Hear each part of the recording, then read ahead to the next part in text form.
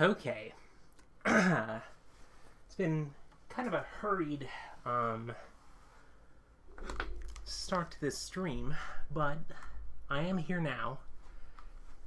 And now, I'm going to actually remember to switch away from this BRB screen into my wonderful personalized screen, my Xbox 360 dashboard, where I will sign out of my main profile.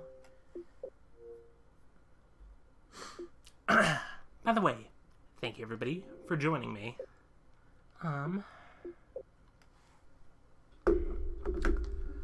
Okay. And let's see how this works. How this goes. There's a NieR here. I'm gonna play it. I promise.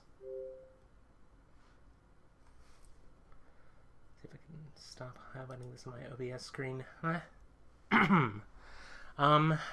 Had some technical difficulties going in here upon realizing that my my microphone was not recognized, and it turns out it only works you dumbass! when the cable is positioned a specific way. So, and also I realized near the very end of this that my NieR game disc was not in the Xbox 360, so I had to like duck under the cable as I had it suspended. Oh my goodness. Well, anyway, it's time to continue NieR. Let me just very gently move this mic closer to my mouth. Whoa. Okay. Inputs are looking good. So, I'm not gonna adjust, or tweak, or anything like that. Alright. Playthrough A is complete. I was able to beat the Shadow Lord and complete NieR, but what does it mean? For that, we load the game up into Kaine's playthrough, which is to say, a playthrough where you play as NieR again, but you get some additional information about Kaine. And really, that is... Whenever I interacted with Kaine, that's one of the best I was reminded about bonuses you can get. past. She is one of the strongest characters in the series. Maybe my mind has been confusing her with my sister this whole time. Here we go.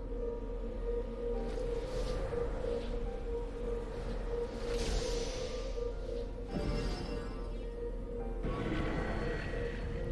wonder if there's any significance to the fact that it's pink. The, like, magical aura that Emil casts out. Kaine's dreams. Discrimination. The sound of rain filled the village. The steep cliffs that surrounded the area magnified sound, causing even the slightest drizzle to rattle like a thunderstorm. Thin wisps of smoke streamed from huts as the villagers huddled in their homes and waited out the rain.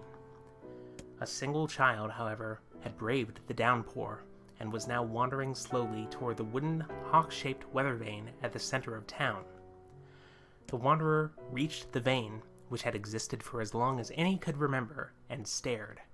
The child's face was simultaneously delicate and fierce, like a teacup that had survived a shipwreck. Those traits combined with pale white skin to give the face an almost sexless quality. If the beak turns east, I go home. If it stays west, then I... The child blinked. Rain slowly dripped down the young one's short hair and began its long descent to the ground. Come on. Come on! The child felt a slight breeze and watched as the vane slowly creaked to life. Spinning this way and that for a moment, it finally settled with the beak pointing firmly toward the east. East? Really? Before the vane could move again, a jagged rock came spinning and tumbling through the air, finally striking home against the child's head. The force of the blow dropped the child to the ground as a hail of stones began to fall all around. Oh no, they found me. A heartbreaking smile crept across the child's face as the stones continued their assault. Through the rain, the sound of multiple footsteps grew louder before a voice rang out. Yoo-hoo! Kaine! The voice belonged to Daimo, worst of all the bullies in the area. As Kaine struggled to stand, a final stone came skittering through the mud and bounced against her foot. Blood oozed from a cut above her eye and blurred her vision, but she could make out the shapes of Daimo and his usual gang of idiots. The boy seemed taken aback for a moment by Kaine's seeming indifference to the blood dripping from her face, but quickly regained his bravado. What's up, freak? You like the rain? You like getting all wet? Or did you finally decide to run away from home? Though she knew it was futile, Kaine turned to leave. Before she could get more than a few steps, the other children scrambled to surround her, cruelty burning in their eyes. Kaine knew those were not the only eyes on her. The tormentors' parents watched from the safety of their homes. She was attuned to the sensation. It was one she had experienced many times before. While some villagers simply turned a blind eye to the actions of their children, many encouraged it openly. In a society ruled by superstition and fear, Kaine was something to be hated, and if possible, destroyed. I didn't say you could leave, freak. Daimo's words chewed at her, like a worm through an apple.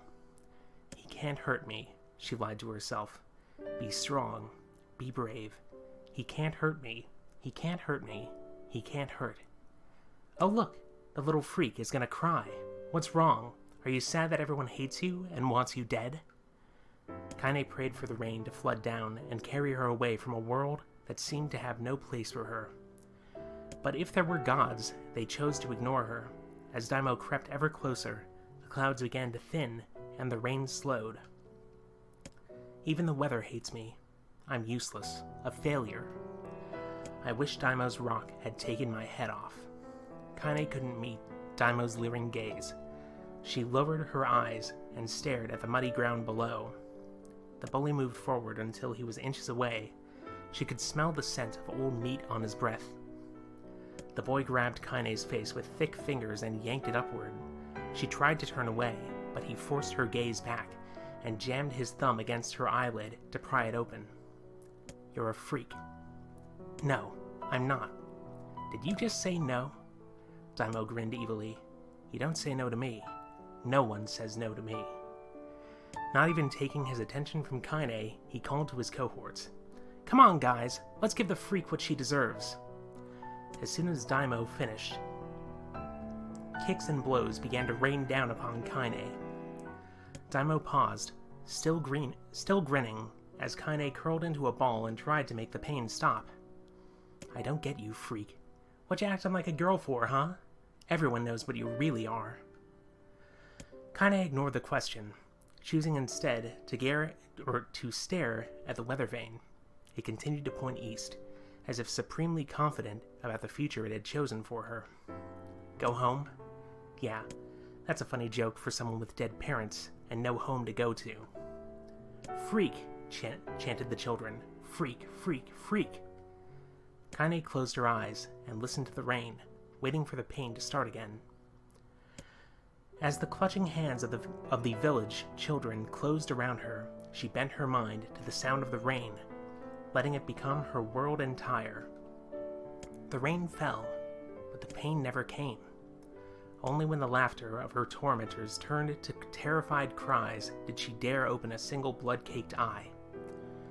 Kaine was shocked to see Daimo sprawled on the ground, holding his head and screaming in pain. She could see blood welling from spaces between his fat, twisted fingers. Oh my god, he's crying. He's actually crying.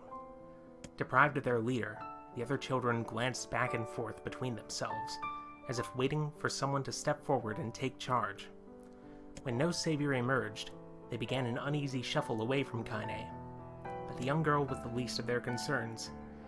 Instead, their attention was rapt on the ancient woman, standing a few feet away. After struggling for breath for a moment, she finally spoke in a voice thick with rage. Hurts like a bitch, don't it? Now I suggest you scatter before I throw another one. And If any of you little bastards ever touch my Kaine again, I'll do far worse than throw a rock. You can count on it. The old woman crouched down and gently touched the hand Daimo was using to cover the wound. Before he could think to protest, she ground her palm into the wound and twisted back and forth. "Ow!" he screamed, leaping to his feet. "Stop it! What are you doing? Quit whining. Ain't no one ever died from a scratch." "You hit me with a rock, you stupid bitch. A big one. That thing could have killed me." The old woman shrugged. "Death is the best cure for stupid." Daimo's face twisted with rage at her words. Locking his eyes on Kaine, he took a step backward and spat on the ground. "Get out. Leave the village. Or leave this village. No one wants you here, either of you." Seeing the old woman grab another stone, Daimo and his companions turned tail and ran. As they fled, the old woman grabbed her side and barked out a single laugh. "Ha! Look at the fat boy go. Guess he's healthy enough to run from a fight." The woman's smile faded as she turned her attention to Kaine. Kneeling down, she removed her shawl and placed it around the young girl's shoulders, then produced a cloth from the folds of her dress and began blotting at the blood on her forehead. "Oh, Kaine," she said, "why didn't you fight back? You're stronger than that lot." The words of her grandmother stung Kaine, and she turned away. "Don't be nice to me," she said. "I don't deserve it. Nothing matters anymore." Her tears, held in check for so long, finally began to fall on the muddy ground below. "Everyone hates me. They think I cause bad things to happen. They think I'm a freak. I wish I was dead." As Kaine's tears turned to sobs, she felt her grandmother's hands on her shoulders. Despite her advanced age and diminutive size, she was a woman of surprising strength, and Kaine found herself unable to turn away. "Don't talk like that, Kaine. It's a river wide and deep that flows between the realms of this world and the next, and it grants no mercy to any that attempt the crossing. You got a duty to fight until your last breath. Understand?" The old woman tightened her grip and tried to still the tremor in her voice. "You know the pain of losing someone close to you, Kaine. You know because you survived it." As the words hit home, Kaine was struck by the force of her love for the old woman. As a young child, she didn't even know of her grandmother, but when her parents died, the woman quickly accepted her as her own. Grandma, as Kaine called her, was cunning, vulgar, and quick to violence, and their first few years together had not been easy. But with each year that passed, Kaine and her grandmother had grown closer. However, it was only now, sitting in the mud with tears and blood caking her face, that Kaine truly understood the depths of her affection. Here was a woman who had seen hard times, who had seen death, who had fought through all these things, and somehow emerged on the other side. If anyone could understand Kaine's pain and loneliness, it was her. Do I make you sick, Grandma?" "Course not. Don't be an ass." Kaine drew her grandmother's moth-eaten shawl around her body and shuddered. "But my body, it's not normal. If I was normal, then Mom and Dad wouldn't—" "Hush," interrupted Grandma. "I'll not hear another word of this nonsense. You're my granddaughter, and I love you. And if folks have a problem with that, they can just go to hell." With that, the old woman reached out and placed a wreath of dried flowers in Kaine's hair.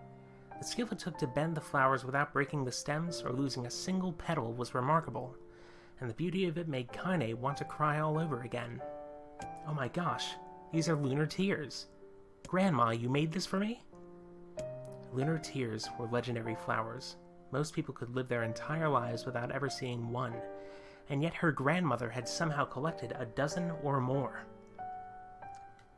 Kaine reached up and touched the wreath, as if she couldn't believe it was real. "Where did you find these?" "Oh, just stumbled upon them one day while I was out doing the shopping." The old woman turned away as she was explaining, leading Kaine to suspect that the search had been much more difficult than she was letting on. The pains she took to construct the ornament let alone track down the flowers used in its construction, made Kaine's heart hurt. She reached up and gently adjusted the wreath, admiring the way it felt between her fingers. "Didn't quite turn out right," said her grandmother, as she squinted at it. "These old hands have trouble with delicate work, but it sure looks good on a pretty girl like you." Kaine blushed and turned away. You think I'm pretty?" "Of course you are. What a fool thing to say." "Thank you, Grandma." Her grandmother smiled. "We're gonna be fine, you and me," she said. "Long as we got each other, we'll be just fine." Kaine took her grandmother's hand in hers, and the two of them struggled to their feet. As they began the long walk home, Kaine gripped the hand with all her might, as if trying to stop smoke from drifting away on the wind. The rain had stopped. Kaine stood beneath the weather vane, watching it spin in lazy circles, no longer caring about the direction it faced when it stopped. "I don't need to escape. I have a home now. Grandma loves me, and that's enough, even if it's us against the world." Kaine let her gaze drift up past the vane and into the cloudy sky. The last faint hints of a rainbow were slowly fading. As she turned and headed for home, the light scattered into a million particles and vanished, seemingly taken away on the breeze. Kaine's dreams, daily life. Gonna get something to drink first.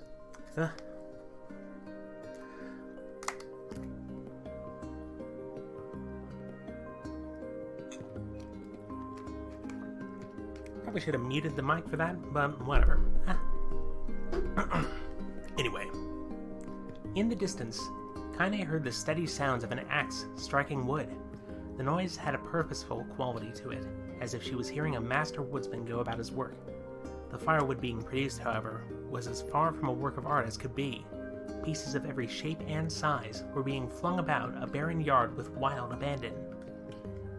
Anyone trying to stack such wood would probably die of frustration before the job was through. "Stupid piece of shit axe!" Kaine's grandmother flailed away with the axe, filling the air with both splinters of wood and words that would make the most hardened sailor blush. "Grandma!" called Kaine. "What?" yelled the old woman, taking her eyes off the wood for a moment. "Oh, it's you, Kaine? Don't get too close, or I might take your goddamn foot off by mistake." She brought the axe down on a piece of wood, sending chips flying in every direction. One spun past Kaine's close enough for her to hear the whistle, at which point she decided to step back. Once she'd scuttled to a safe distance, she cupped her hands around her mouth and shouted, "Grandma! Do you need help? I can get you water or lunch or, a new axe or something." The axe, poised to strike another wobbly blow, paused in midair. The old woman considered her granddaughter's offer for a moment, then smiled. Tell you what, since I'm doing such a piss-poor job at chopping, why don't you come over here and take over so I can go get the water? Shades have been restless lately, you know. I don't want you running into one of them bastards." Relinquishing the axe, her grandmother picked up a long pole with wooden buckets on either end. Gathering water was by far the more difficult of the two jobs, but Kaine knew better than to complain. Once Grandma's mind was set, there was no changing it. Kaine did her best to help with chores, but Grandma took every task that required travel to the village. Though she had a long list of plausible excuses, Kaine knew the real reason. She didn't want her granddaughter to be taunted and harassed by the villagers. Once Kaine moved in, Grandma decided to take up residence a good distance from the Eyrie. Out of sight, out of mind seemed to be the best policy when it came to the villagers and her granddaughter, and rare were the days when any but the two of them could be found on the rocky acre of land they called home. Kaine enjoyed the solitude, but harbored a secret resentment that her grandmother was forced to spend her golden years in such a place. After watching her grandmother leave, Kaine turned her attention to the task at hand. She had never chopped wood before in her life, and soon discovered why the old woman hated the chore. Swing after swing of the axe produced only a tiny crack in the wood, and when she finally managed to connect with a solid stroke, the tool embedded itself in the log and refused to budge. Frustrated, Kaine swung the axe around her head and threw it, log and all, across the yard. Damn it! Damn it! Crap! She suddenly understood the joy her grandmother felt in a good curse. Happier now, she picked up the axe, forced it from the wood, and resumed chopping. She had a natural skill with a blade, but the task was challenging, and blisters soon began to form on her small pink hands. This is tough, and my logs are all weird sizes. Spitting on her palms and ignoring the pain, Kaine redoubled her efforts. Just as she was developing a rhythm, Grandma returned from the village. Setting down her buckets with a small sigh, she took one of the logs and coughed out a wheezy laugh. Pretty clumsy, girl. You better practice if you... Her grandmother suddenly collapsed to her knees, causing one of the buckets to wobble precariously. Eyes wide, Kaine dropped the axe and ran to her grandmother's side. Grandma! The old woman shook her head and pointed a trembling finger at the bucket. Get the bucket. Can't let it spill. Kaine steadied the bucket with a foot as she knelt by her grandmother. A small bit of water sloshed over the side and made a new home in the hem of her dress, but Kaine didn't notice. Grandma! Grandma! What's happening? Crazed with panic, she grabbed her grandmother by the shoulders and shook. After a moment, the woman lifted her arms and batted Kaine away. Stop that! Just stop now! She cried, breathing heavily. It ain't like I'm dying. Just tired from the trip is all. Kaine desperately wanted to believe her, but one look at the old woman's shaking hands and worn face told her more than words ever could. Her grandmother had lived a long, hard life, and it seemed the bill was coming due. The time when her grandmother watched over Kaine was ending. Sooner than either of them had feared, the positions would be reversed. The next morning, Kaine came to the side of her grandmother's bed and took her wrinkled hand. Grandma, you're sick and you need medicine. I'm going to the village. The old woman shook her head and tried to rise, but Kaine gently pushed her down. It's all right, she said. I'll be fine. Her grandmother fixed her with a gaze that could melt steel. After what seemed like an eternity, she finally lowered her eyes and sighed. Well, I don't like it, goddammit. But I guess I should quit being so stubborn and let you grow up. The old woman watched as Kaine strapped on her boots and made her way down the road to the village. Hours later, as an unseen sun made its way across a dark and rainy sky, she was still watching. Kaine moved at a brisk pace, checking her pockets every few minutes to make sure the money her grandmother gave her was still there. Every noise caused her to spin on her heels, making sure she wasn't stalked by a shade, or worse, Daimo and his gang. But she encountered neither tormentors nor shades, and Kaine finally found herself at the entrance to the village. The few adults she could see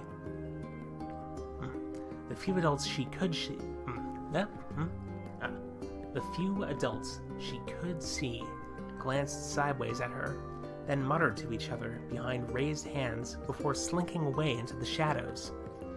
Her heart racing, Kaine took a series of rapid, shallow breaths and tried to calm herself. I have to prove myself. I have to help Grandma. I have to be strong. She chanted those words to herself over and over as she slowly made her way. Finally, her eyes settled on a rotund older woman who was angrily waving her arms in the air and telling anyone who would listen exactly what she thought of Kaine's presence. Hey lady, said Kaine with a bravado she did not feel. Where's the apothecary? The woman's flabby cheeks shook in bewildered anger. How dare this thing speak to me, they seemed to say. But Kaine saw that her eyes held a different emotion. Fear. Yeah, we're both scared, lady. Trust me on this one. Which way? Kaine repeated. The woman pointed at a small building to her right before hitching up her dress and stumbling off in the other direction. Kaine cringed, expecting a stone to come flying from the assembled crowd, but none came. Her mind was filled with a strange sense of pride as she made her way to the apothecary, but the new emotion had little time to take root, for as soon as she opened the door, she noticed a familiar customer at the counter. It was Daimo. He'd clearly been sent here on some kind of family errand, because his gang of followers was nowhere to be found. "Oh my god," he sputtered. What are you doing here, freak?" The insult was delivered without force, and Kaine happily ignored it. Stretching on tiptoes to see over the counter, she asked the shopkeeper for the medication. "Ha!" barked Daimo. "That old bitch finally keel over? Go to hell, Daimo." The boy's eyes grew so wide that he seemed ready to fall out of his head, but before he could let fly a comeback or worse, a punch, the apothecary told them to knock it off before he kicked them out of the store. Daimo slunk out of the shop, cursing Kaine under his breath. Once he was gone, she allowed herself to breathe once more, taking a brief tour of the shop while the owner prepared her medication. Countless tiny bottles filled the cramped store, each with a label written in some indecipherable language. An ocean of aromas assaulted her nose, creating a scent that was exotic, but not altogether unpleasant. Seeing such a variety of supplies gave Kaine a sense of peace. Surely, in a world so vast, it would be a place that she could call home. I often feel that when I'm looking at store shelves. Anyway. On the far wall, behind the counter, rested a portrait of a stunning young girl. The picture had once contained bright, vibrant colors, but time had worked its magic, and they were beginning to fade. The beauty of the work, however, remained undiminished. "You like that picture?" Kaine turned to find the apothecary with a small vial of medicine in his hand. His eyes were gentle but sad, and they seemed to stare through her and into nothing as he spoke. "That's my daughter. I sketched it when she was just a little girl. She's been dead a long time now." Kaine didn't know how to respond. She just stared at the portrait and tried to come up with the right words. "Pictures are wonderful things," continued the shopkeeper. "They let the ones closest to you live on forever." He shook his head slightly, then looked down at Kaine and smiled. Handing her the medicine, he reached into his sizable green apron and produced a handful of old wax crayons. "You should have these. There's no one left that I wish to draw." "Okay." Kaine took an instinctive step back, causing the shopkeeper's face to darken. "Yes, I've heard the rumors about you," he said. "It's a small village, and word travels quickly. Between you and me, I'm not sure which of them to believe, but I also don't think they matter much. I knew your grandmother, Kali, and I think the way she was driven out of this town is just deplorable." "Grandma's name is Kali?" thought Kaine suddenly. She was still mulling this new fact over in her mind as she reached out and gently took the crayons from the apothecary's hands. "Your grandmother is an old friend of mine," he said as Kaine scooted away yet again, "and I owe her much. I'm willing to wager that she would like it if you drew a picture of her. Yes, I think she would like that very much." Kaine murmured a quiet agreement, but inside her heart was bursting. Never before had a villager treated her with anything but complete contempt. It was a tiny, almost imperceptible step, but it was a step nonetheless, and with enough tiny steps, she might one day discover the rest of the world. When Kaine returned home, she found her grandmother asleep in her bed. Her feet were blackened and raw, even bleeding a bit in places, leading Kaine to think that she had been pacing around the room until exhaustion finally caught up with her. She placed the medicine by her grandmother's pillow and turned to leave, but found the old woman's hand clasped around her arm. "Back already, are you?" asked her grandmother with a yawn. "Come here, let me have a look at you." Grandma sat up and examined Kaine from head to toe. Finally satisfied that nothing terrible had befallen her grandchild, she leaned back and allowed herself to relax. Well, how was it? Did those bastards give you any trouble? It was kind of fun, said Kaine with a small smile. No, seriously, it was. It was fun, was it? Asked her grandmother in a voice which implied she believed anything but. Uh-huh. So anytime you need me to run an errand, just let me know. As she spoke, Kaine removed the crayons from her pocket. After a brief explanation of their source, she informed her grandmother that she was going to sketch her portrait. A portrait of me? Ridiculous. No one wants to stare at a wrinkled old tripping over myself today. Hang on. No one wants to stare at a wrinkled old crone. But Grandma, it'll make you live forever. Horse manure, said her grandmother, throwing back the sheet from her bed. Living forever would just piss me off. Now put those crayons away and help with dinner. But Kaine would not relent, and in the end, Grandma found herself leaning against the wall of their house, as if posing for a master artist. Kaine took up the crayons and eyed her subject carefully. Just as her grandmother was about to nod off, Kaine finished the work. After staring at it for a bit, she released it from her grip and let it slowly drift to the floor. It's terrible. It doesn't look like you at all. I'm sorry, Grandma. I thought these crayons would, make drawing easy or something. The old woman's eyes narrowed at her granddaughter's disappointment. Let me be the judge of that, she said, ignoring the pain in her back and reaching for the paper. The sketch could have been a person's face. It could also have been a boulder, a lump of clay, or an incredibly misshapen loaf of bread, all rendered in a chaotic array of colors. The old woman stared at the picture for a long time, then slowly wheezed out a laugh. Oh, Kaine, she said between laughter, you truly are my blood. You're as clumsy as me and I love it. But, hush, I won't hear any more bull about how ugly you think it is. It came from the heart, and I'll treasure it always. True to her word, the old woman gave the picture a place of honor above the kitchen table.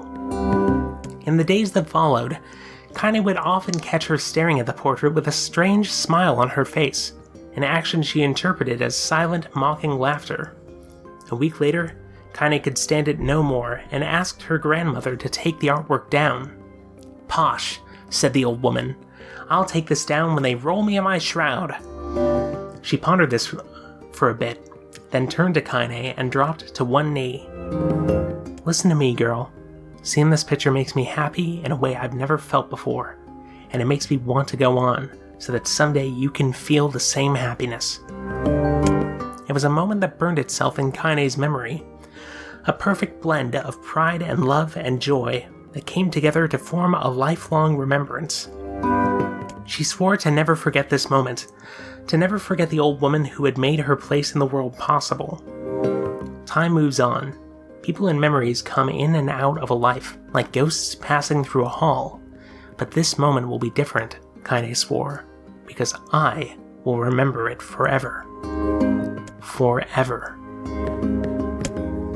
Kaine's dreams. Separation.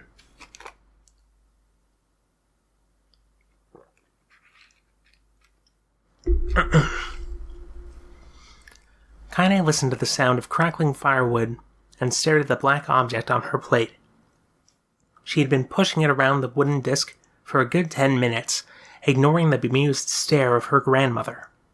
Finally, she summoned her courage and gave the object a brief sniff. A sharp, bitter scent flew up her nostrils and made its home there, causing her face to twist with disgust. Grandma, I can't believe you want me to eat a bug. The old woman threw some more wood under the cooking pot and snorted. It's no bug, you fool girl. It's a berry. Why in the hell would I be feeding you bugs? Yeah, well, it sure looks like a bug, said Kaine, and I think it's burnt or something because it smells terrible. With that, Kaine held her nose and threw the berry in her mouth, chewing as little as possible. Oh yeah, that's terrible, all right. Why, you little brat, laughed the old woman. Look at the sass on you. You've been spending too much time with me, and that's a fact. 5 years had passed since the moment when Kaine's grandmother saved her from the bullies. As is often the way with two stubborn people, their relationship had grown in fits and starts, but moved forward all the same. Meals that used to be somber affairs were now filled with laughter and hurled abuse in equal measure. Kaine could not remember a time when she had been happier. As the years went by, Kaine started to shoulder more and more of the daily responsibilities. Her grandmother's legs grew weaker by the day, and she could no longer do many of the chores she used to take for granted. And so this morning found Kaine lacing up her work boots, with a breakfast of burned berry rolling through her belly. "Where are you going today?" asked Grandma suddenly. Kaine looked up, surprised. The old woman rarely asked for specifics anymore. "Well, I was going to check out the kelma trees and see if they were ripe. I thought we could make some jam or something. Oh, and I'm going to pick up some flagstones, so I need to take the wheelbarrow." "Flagstones? What the hell for?"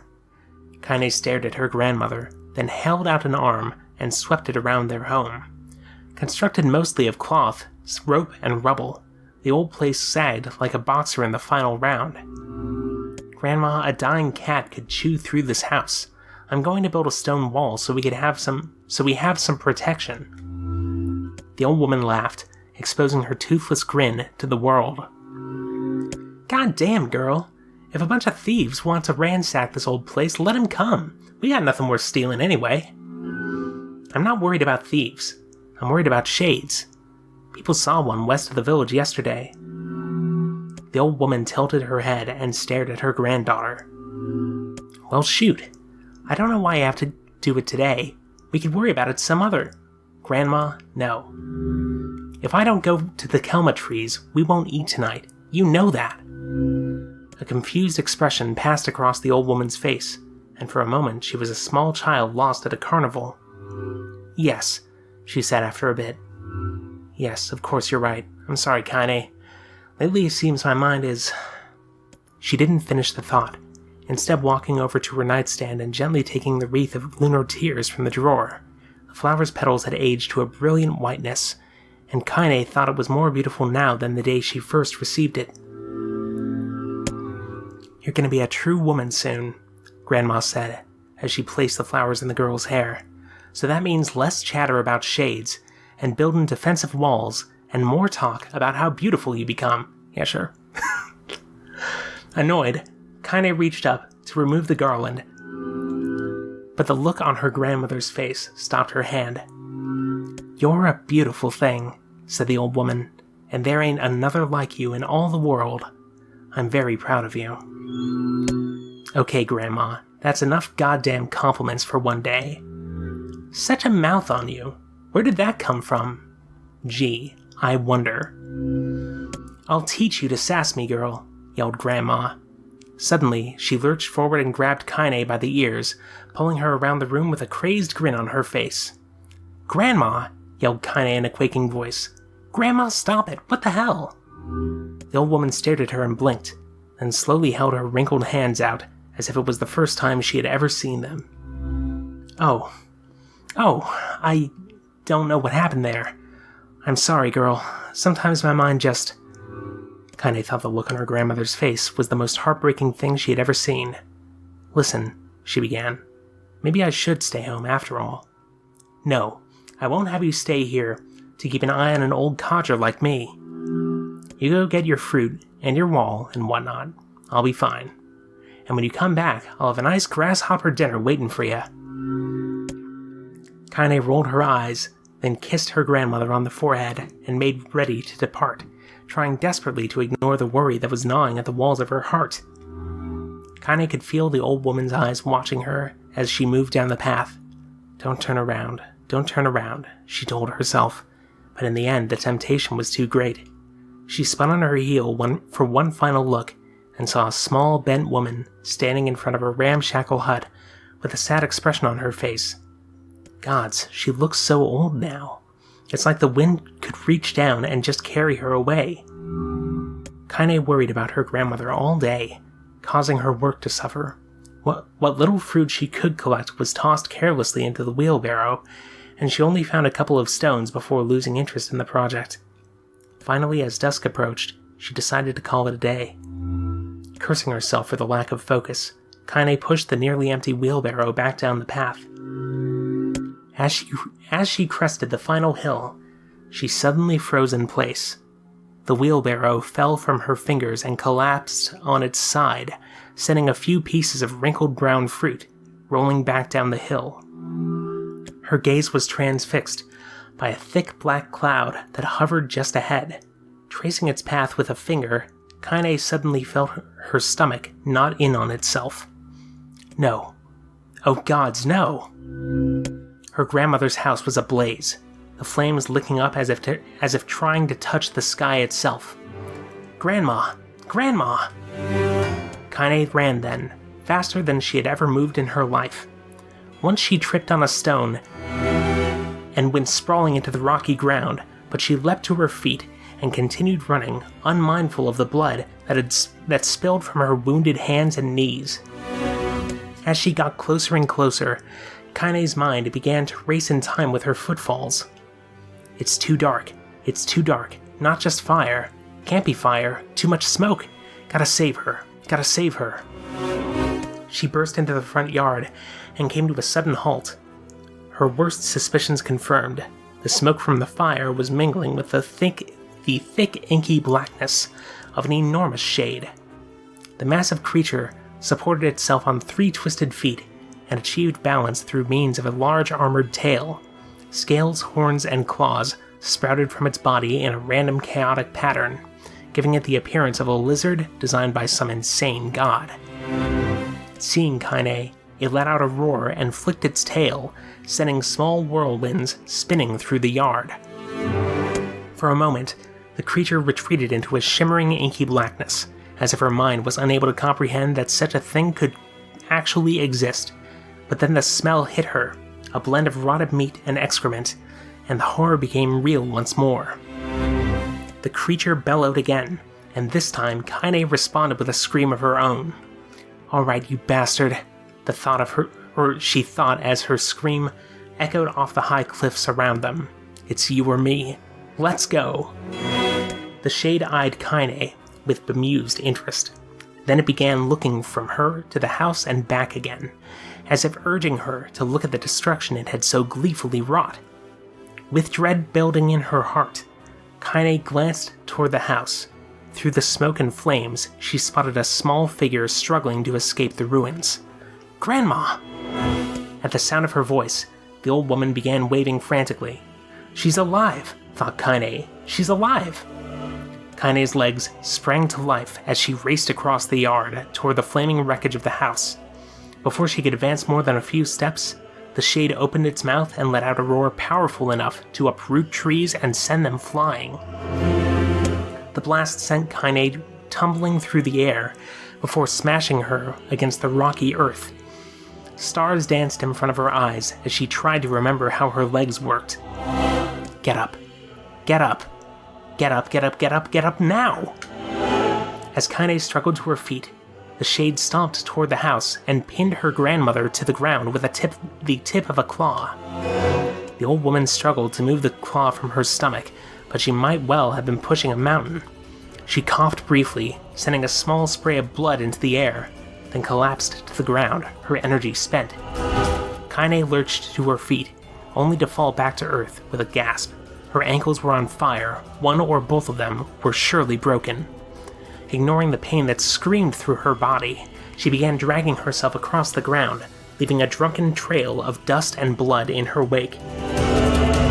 "Grandma, hold on, just a little longer." Her grandmother's face was turning blue, her eyes rolling back until only the whites were exposed.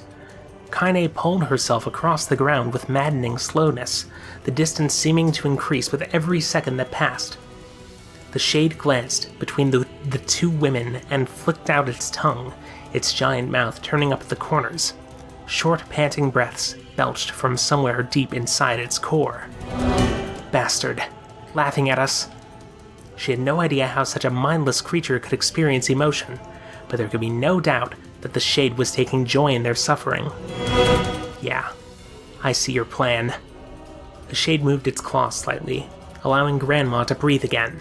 It was clearly keeping her alive only to snuff out her life when Kaine was close enough to touch her. I'm gonna kill this bastard. Summoning all her strength, Kaine rose to her feet. There was a sickening snap from her right ankle as the foot twisted backward, but she forced it from her mind and began to hobble toward the monster. Pulling a small knife from the pouch at her waist, she leapt on the foot that pinned her grandmother and plunged the weapon deep. "Give her back!" she screamed. "Give her back to me!" It was like stabbing a rock. After a few swipes, the knife broke at the hilt with a dull snap. The shade panted laughter again, then raised its tail and sent it rushing through the air toward the young girl that was lashed to its foot. Kaine never had a chance. The tail struck her square in the chest and sent her crashing into the burning wreckage of the home. As she lay on the ground with blood pouring from multiple wounds, a small, weak voice spoke up. "Kaine?" Kaine's vision blurred, but she forced herself to focus on the sound. Finally, her eyes cleared enough for her to make out her grandmother's hands reaching out to her through the smoke. "Grandma? Kaine, you gotta run. You can't defeat him." Kaine grabbed the hands and held on with all her strength. "Grandma, come on, we have to go." The old woman coughed loudly. One of her hands, slick with blood, slipped from Kaine's grasp and thumped to the ground below. "Grandma, no. No! I said run, goddammit. You have to live. You have to get through." The thought would stay forever unfinished. Before she could say another word, the shade's clawed foot descended, smashing through the remains of the roof and down upon the shattered figure of the old woman. Blood oozed thickly from gaps in the creature's toes as the terrible, putrid smell assaulted Kaine's nose once again. She stared at the foot, dumbfounded, convinced that what she was seeing could not possibly be real. When the creature finally lifted its appendage, all that remained underneath was a twisted, unrecognizable mass of rubble and red. Her grandmother was gone. Kaine blinked, trying to feel the hands which had been in hers just a moment before. For a fleeting instant, she could remember the warmth of that embrace, the trembling of the fingers, but then the sensation drifted away on the breeze and was gone. Memories flashed through Kaine's mind, one after the other, faster and faster, until they became a meaningless jangle of noise. Kaine screamed then, a thunderous sound that echoed off the cliffs and seemed to roll away forever. The shade eased backward, black ichor pouring from its mouth and dissolving into smoke on the ground below. The earth shook with every step as it crept toward its prey. Kaine's body slowly rose as if controlled by a mad puppet master. Her arms and legs were bent at impossible angles, her head lolled dangerously to the side, yet somehow she managed to stand. Staring at the shade, her eyes began to glow with a deep red fire. The creature, so confident just moments before, took a slow, hesitant step backward, trying to discern if this broken human could possibly pose a threat. Kaine seized the moment.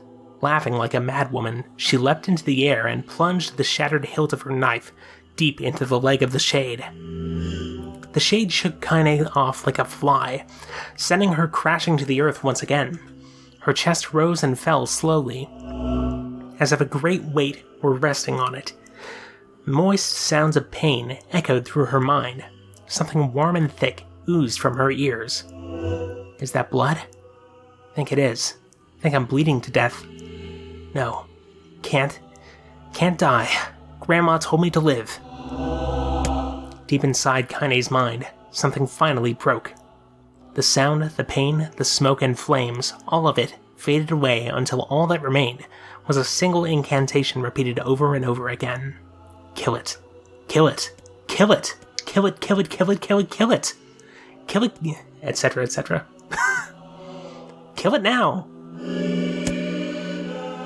As the spark that was Kaine slowly began to flicker and die, she felt her desire to kill and her desire to live blend into one. The distance between heartbeats grew longer and longer and longer.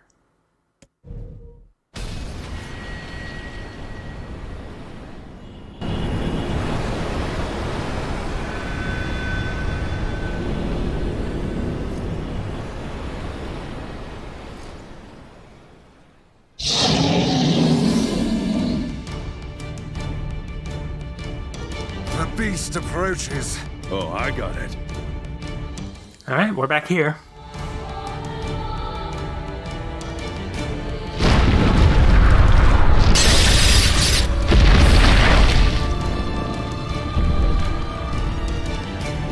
Alright.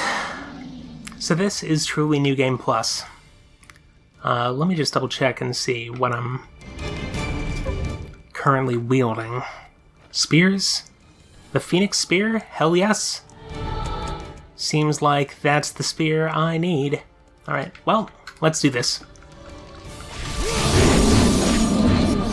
And this, I suppose, acts as an abilities of sorts. Uh-huh. How did it even survive these past 5 years? Not gonna let this happen again. He dies. There we go. My sword feels light. It's not the blade. I'm so skillful right now. Down.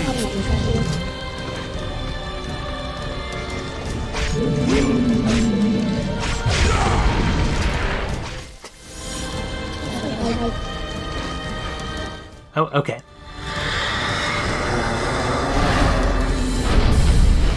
Just reposition NieR a couple of times.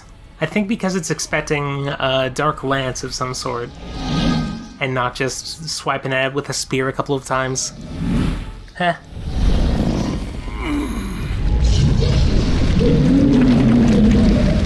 I think game audio might be too loud here.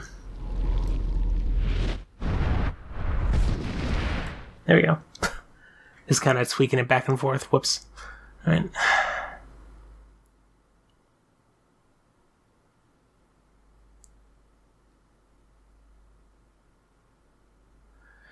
Well, anyway. Kaine's dreams encounter.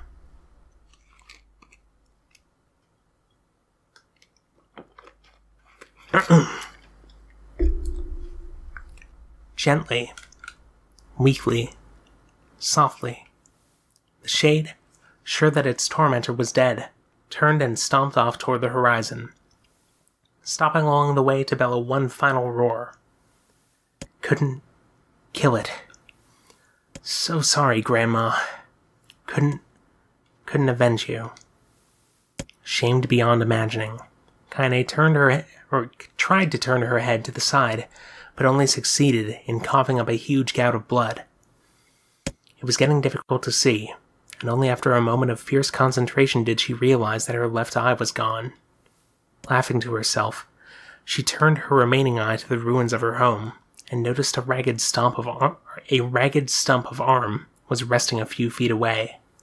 Yeah, that's mine, she thought with a mad giggle. This is gonna make clapping a real bitch. Ha! Cried a sudden voice from the depths of her mind. Finally gonna die, are ya? Well, you had it coming. Go to hell, Daimo, she thought at the unseen assailant. Go to hell before I pluck out your eyes and feed them to a dog. The voice of her childhood terror evaporated into smoke, only to be replaced by another, more recent voice. Hold still, said the apothecary, materializing from the ruins like a ghost. I want to draw you. That way, you can live forever. No, stop. Don't want to live forever. Want to die right here. I see, he said quietly. Well, if that's how you want it. The spectral shopkeeper fluttered in and out of existence for a moment, then produced a piece of paper and sketched quickly. After a few seconds, he turned the page to Kaine and smiled. Since he rejected my offer, I decided to draw someone else. It was a picture of her grandmother, real as life. Kaine opened her mouth to thank the man, but stopped as the picture began to blacken in the middle, Before she could say anything, thousands of multi-legged insects began to swarm across the image, tearing at it with sharpened pincers. "Stop! No! Don't hurt that picture!"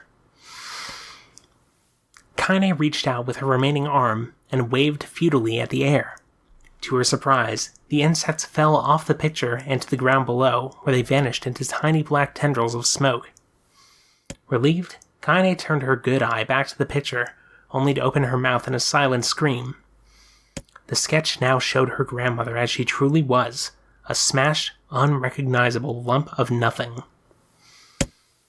The apothecary smiled, then broke into a jolly dance. "See that?" he cried as he danced his jig. "It's perfect now. She looks just like you. Ha-cha-cha-cha." "I look like that? Oh God, I'm gonna die. I'm gonna die." Drowning in despair, Kaine laid her head back in the mud and smoke of her ruined house and waited for the end to come. But just before she let everything go, an unfamiliar voice began whispering in her ear. "Ain't you got a wish, sunshine? Ain't you got a wish, sunshine?" The voice was vulgar and fierce at the same time, as if insanity had somehow found a way to take form. Kaine wanted to scream as the voice crawled under her skin, but her lungs refused to work. "You know, a wish, like a prayer or something. Why don't you get on your knees and start praying to heaven? Please, invisible man in the sky, save me, save me." Ha ha ha ha! Kaine finally resorted to shouting at the voice with her mind. "I don't make wishes. They don't come true for me. I'm a curse, a freak. I should be left to die." The other voice boomed in her ears. "Wah ha ha ha! Oh God, you are the best!" Kaine glanced down and saw a black, shiny substance oozing from her legs. She tried to brush it away, but her remaining arm would no longer respond. The substance slowly crept around her feet, and then began moving up toward the rest of her body. Is this death? Is this what it's like? Or is my mind just losing itself? She could feel the slime oozing upward, feel the hot searing pain it left in its wake. Whatever else might be happening, she was still alive and this was real. "Come on," said the voice. "Let it go." Kaine tried to ignore the voice and concentrate on the pain, but the newcomer would have none of it. "Don't ignore me, sunshine. You're ready to give up, ready to die, so why not let me have it?" "Have what?" "Your body. Come on, give it to me, give it to me. I want to stand on the ground, feel the rain, taste the wind." The voice paused, as if licking its lips. When it resumed, it was filled with mad, unabated joy. "And I want to take your hands and use them to choke the goddamn life out of people. I want to tear out their throats and bathe in the blood, just like before." In response, Kaine shifted her head and vomited. The warmth of it crept down her front and mingled with the pain of the encroaching black ooze. Are you a shade?" "Ha ha ha! Yeah, maybe. What of it?" The slime reached her face, crept up past her nose, and slowly oozed into the socket of her remaining eye. Or, of her missing eye. Important difference there. The moment it touched her brain, Kaine was struck by the most powerful sensation she'd ever felt in her life. It was ecstasy. She wanted to scream with delight, but all she could manage was a small whispered moan. "Feels good, don't it?" asked the voice with a chuckle. "Yeah, what can I say? I know how to please the ladies. Now give me that body. Come on, give me the body, and I'll give you more of this feeling. It's a fair trade." A black lump began to protrude from Kaine's side. As she watched, it grew longer and thicker, eventually taking the form of her missing arm. "I can see better," she thought. "My eye must be growing back too." The slime reached up to envelop the rest of her face, but she managed to brush it away. "Stop," she whispered, marveling at how she had regained her voice. "Stop." The black ooze hesitated, as if considering this request, then quickly shimmered down her body before disappearing in a cloud of smoke. "Ah, what the hell, sunshine?" screamed the voice. "We had a deal. I thought you wanted to die." "Grandma said I can't die yet." A brief image of her grandmother, bloodied and broken, flashed before her eyes. She saw the shade that had killed her and heard its mocking laughter, then closed her eyes and forced the image from her mind. Her whole body was quaking with rage. When she opened her eyes again, they burned bright red. That thing took my grandmother. I have to kill it before I die.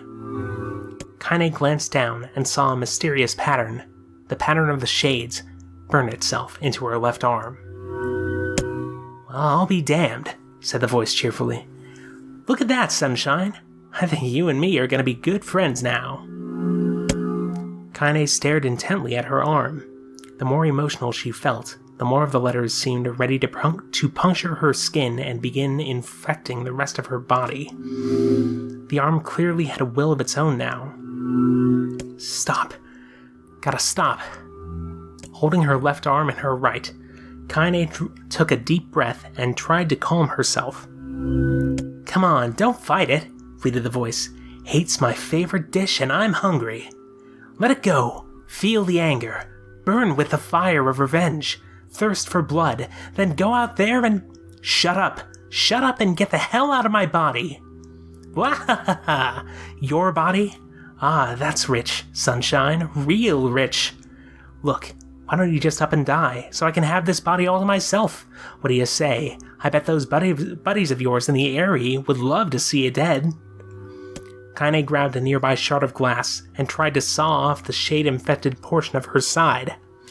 Before she could, her darkened left arm grabbed her right wrist, crushing it. Kaine screamed and dropped the shard as the sound of bone crunching on bone filled the air. "Ha ha ha! Stupid idiot girl! You're possessed now, Sunshine, and there ain't no going back." The voice laughed again, a loud, long wail that seemed to go on without end. "Possessed?" whispered Kaine.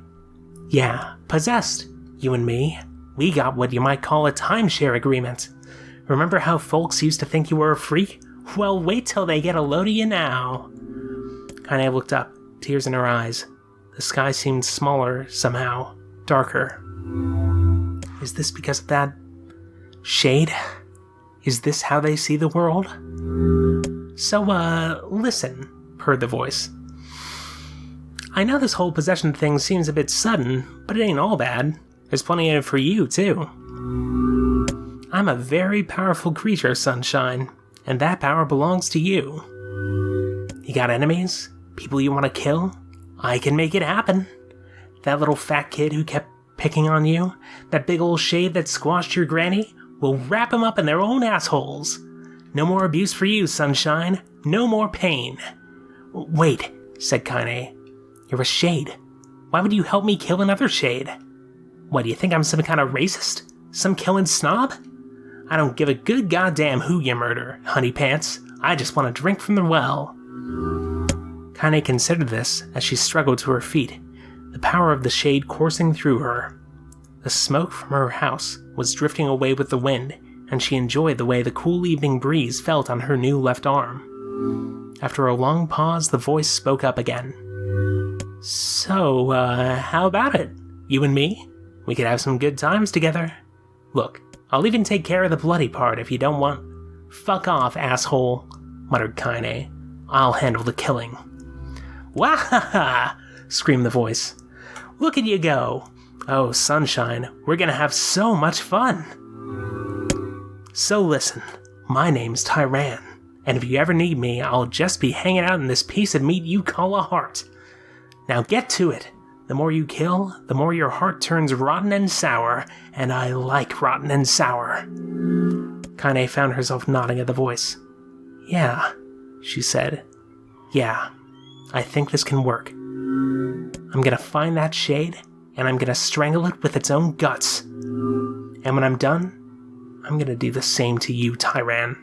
Count on it." "Ha!" laughed Tyran. I've shit bigger than you, so good luck with that. Oh, and hey, one more thing. Right now, you and me are sharing this body, but if you ever run out of hate, if you ever, go soft, then I'm gonna take over everything. So keep on killing, Sunshine, and watch your back." The voice grew fainter and gradually faded away, fading to somewhere deep inside Kaine herself.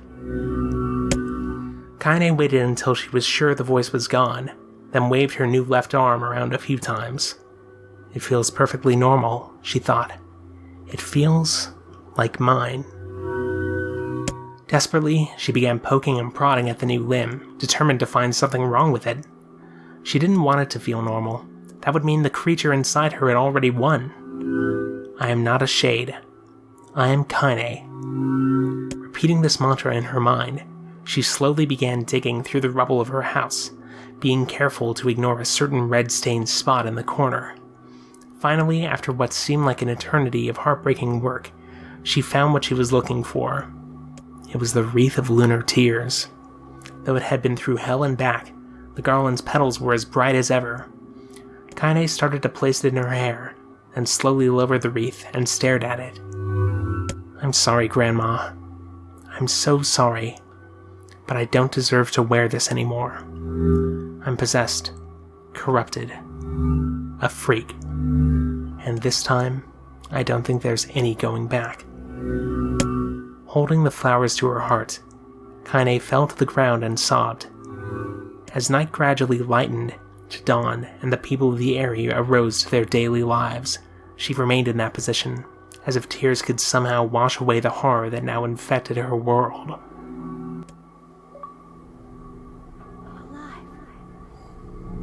Stay alive. Stay alive.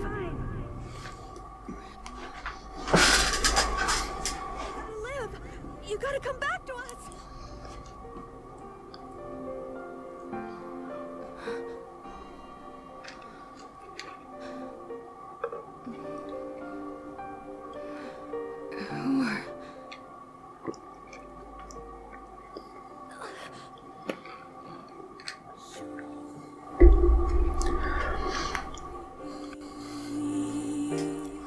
I think I might have mentioned this before, but the music playing right now is Kaine's theme. Emil, you were the one calling. But the game uses it as a stand-in for many You still... sad or emotional moments. I knew you right away.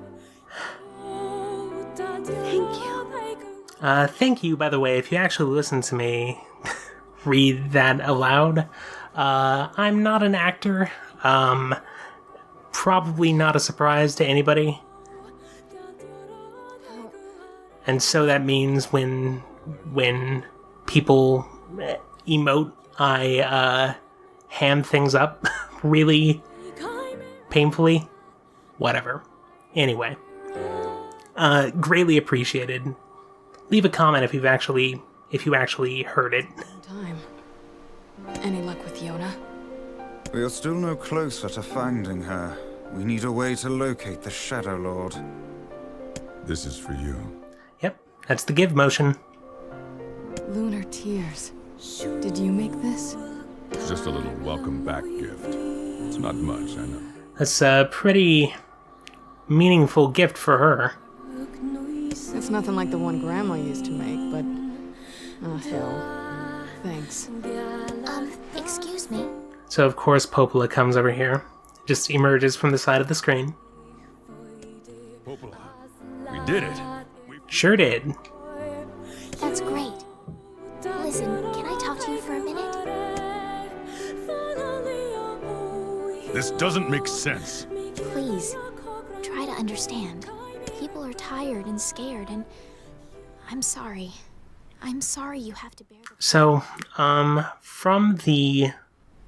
So, as a reminder, at this point in the story, we had just gotten Emil, into our party, and Emil now looks like this, and is very, very self-conscious about it. And Kaine is back as well. It's crap. It's okay. We can sleep outside. No one's sleeping outside. You and Kaine saved this village, and now they want to... And, immediately they're exiled. People are afraid of us. And really, I understand. I mean, look at me. As long as you're still with us, I can deal with it. Right, Kaine? I'm used to sleeping outside. I'm sorry. And now we have context for this. We'll see you later. We're sorry.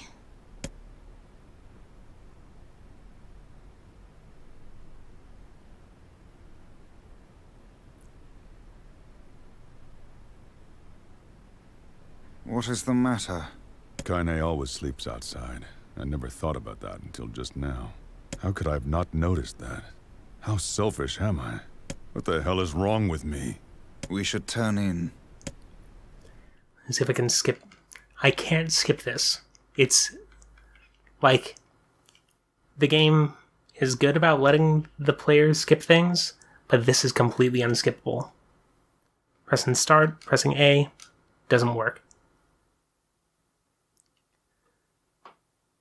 I feel like this is one of the things the game really wants to stick with you by feeding you a sentence of it at a time.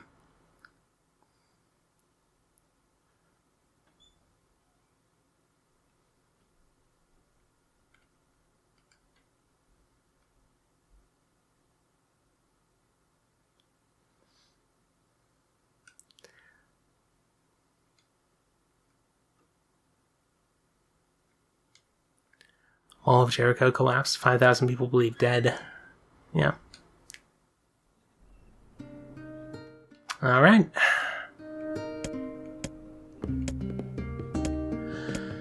Okay. So, achievements. This is the only game this profile was played. Educated Warrior. Read the final novel segment. You know, just letting the player know that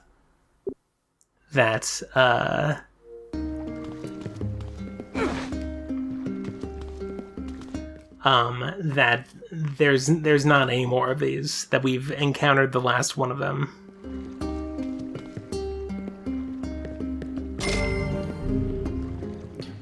Hot gold, yes. Alright. So now that we're in playthrough B, what can we do? Well, we could do side quests. I don't intend to do side quests. I intend to get to ending B as quickly as possible. Also viewing every cutscene. Oh, that's House of Devla. Already doing a great job.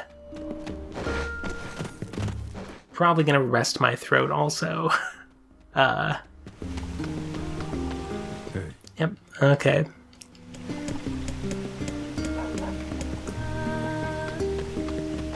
Alright, talk to Popola. Coming up. This playthrough is mostly unaltered. Compared to earlier, or compared to the previous playthrough. Except we have all our stuff. It's gonna go by a fair amount quicker. Generally just more powerful. Just... enemies are the exact same strength. It occurred to me, my first response to Popola,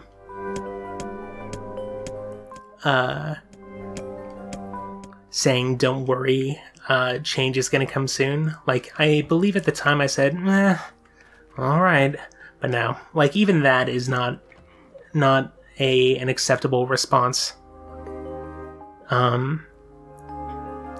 To an incrementalist solution, to something that could just be done just right now. Like, all you have to do is say to the villagers, hey, these people saved us. They are homeless. They need shelter. Please, just let them sleep with you. Not with you, but, you know, in the same general vicinity as you. And that's all it takes. But instead, the people running the village respond to that with, hey, wait a second, hold your horses. Anyway, rear path to the Lost Shrine. That's where we're going. Gonna actually take this Powerade and leave it open instead of screwing the cap on. The Lost Shrine is at the other end of this cave. Yep, that's great. Okay.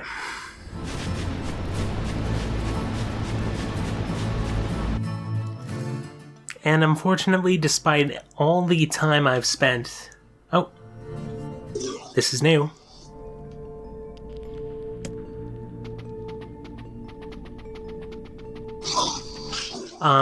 As part of Kaine's story, at least the justification for Kaine, for calling this Kaine's story, is the fact that she has Tyran occupying half her body has given her the ability to interpret shade language.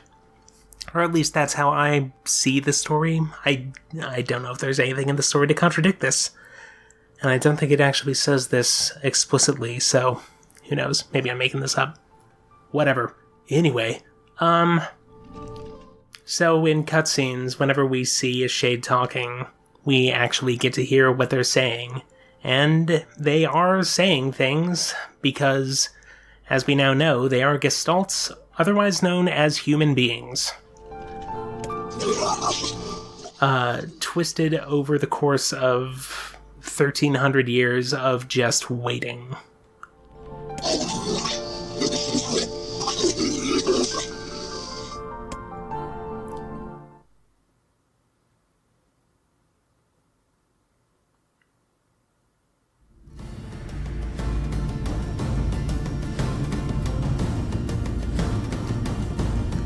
There's our wonderful resort dungeon right here.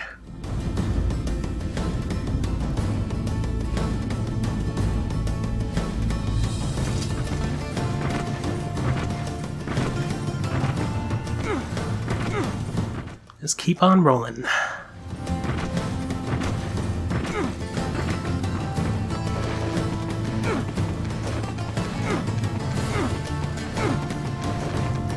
Jumping up here, of course.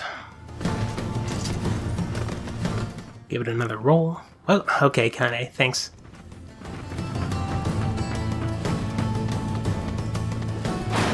Probably need some additional medicinal herbs. Anyway, the rest of the stream, for the most part, is probably going to be pretty uneventful. There are a couple of minor differences, but for the most part, it is just the exact same game. All over again. I think it's different for Automata. At least, that's my impression. Like, the end of playthrough A leads into the beginning of playthrough B. Ah, here we go.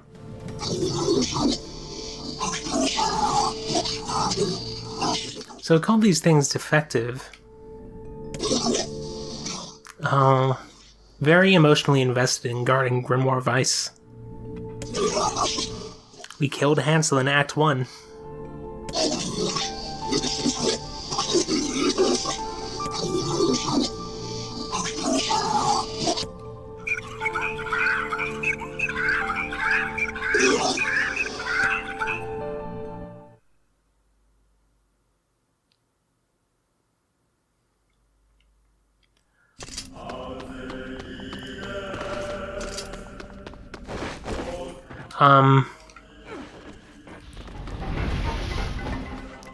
Just find our way past these folks, since we already know we are more than well equipped enough to actually beat the final boss. So, what good is it to actually cause more bloodshed?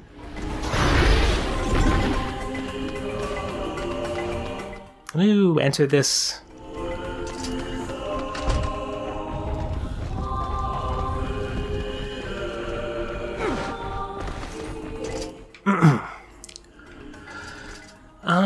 Can't remember the reasoning for calling those younger shades defective. There's a weapon going through the wall there. Anyway. Oh, the game is very much expecting me to have defeated those enemies before going in here. Well, let's see how it goes. I didn't save, so hopefully this doesn't lead to a softlock of some sort. Sure is when you run past every enemy. I'm almost disappointed.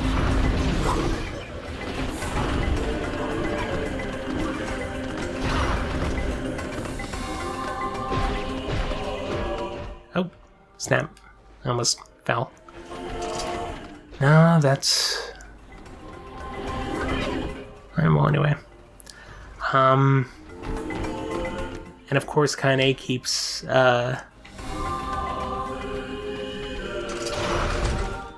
fighting because she just loves killing, and she harbors nothing but hatred for Shades. And honestly, who could blame her after a story like that? Especially when all you know of Shades is that they're basically inhuman monsters. You could take that description completely literally, if you're familiar with the story. But they are human beings. They do have emotions and minds that think.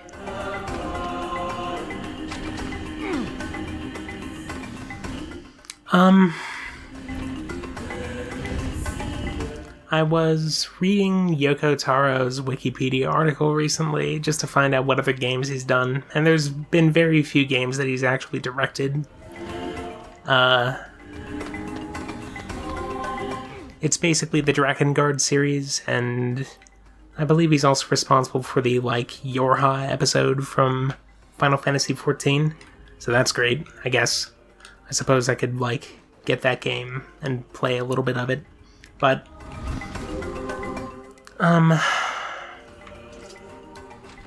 one of the... Oh, we hear the Shade talk. Turn back, it says. Who are these guys? Certainly not your garden variety, Shades. Their bodies aren't fully functional. I've heard of this. A cursed area incomplete shades gather. Tyran's voice. Oh. Sadly, not as, old-timey salesman as my version turned out to be. Well, whatever. This is the speedrun. For real this time. Except it's a very poor one.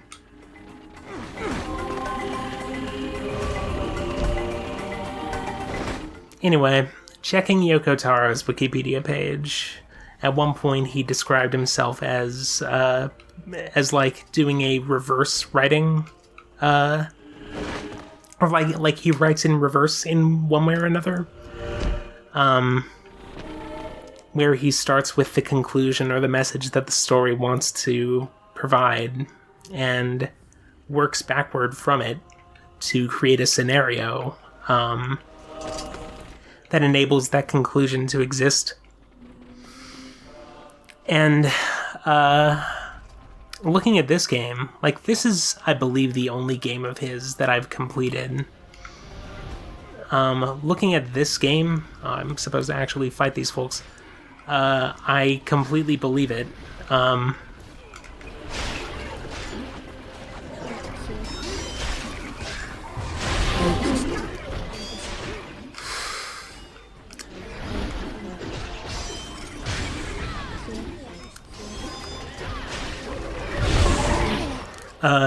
The ending of the game features two versions of the same person fighting to achieve the exact same goal. And it's meant to be... Oh. This is meant to be obvious to the viewer. But the characters are so corrupted by the concept of, or by the hatred that they feel, that they do not recognize this fact. That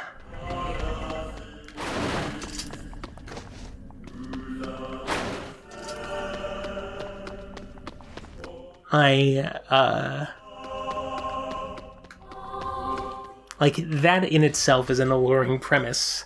But, then how do you actually, enable that to happen? Here we go. Oh no! Gretel feels remorse.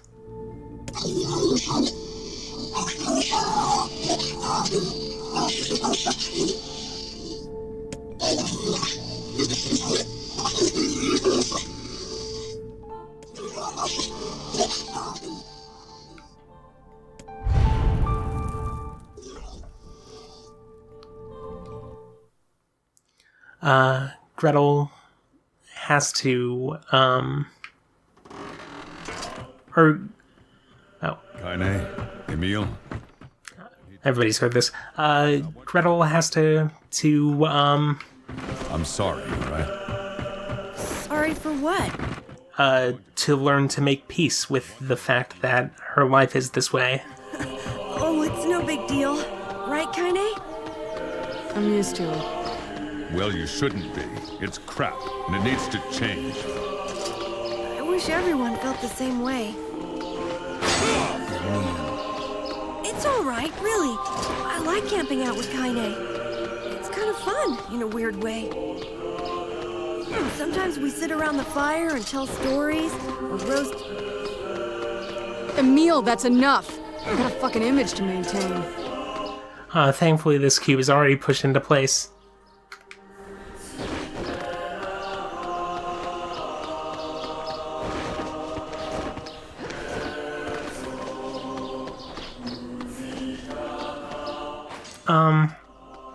What's especially interesting to me is the notion of, like, who these people were before they turned into ridiculous,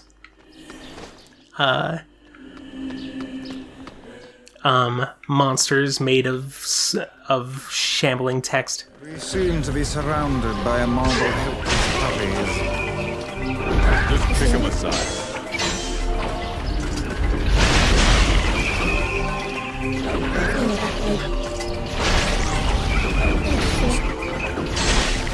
This new playthrough giving me all sorts of words. Wonder if they're locked by level, something like that.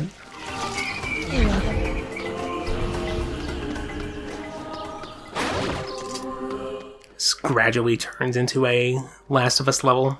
Just noticing all this rebar just sticking out. Anyway.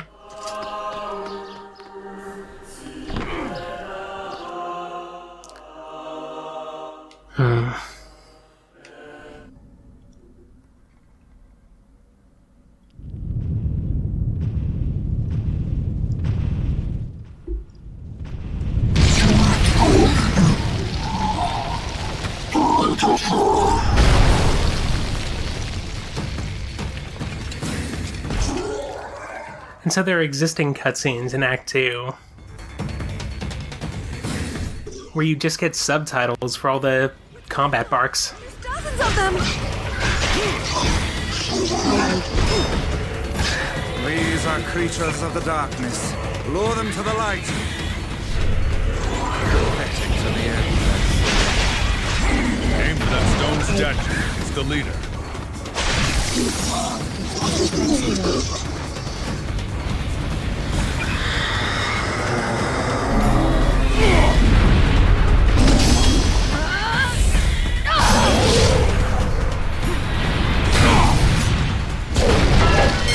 You felled the beast.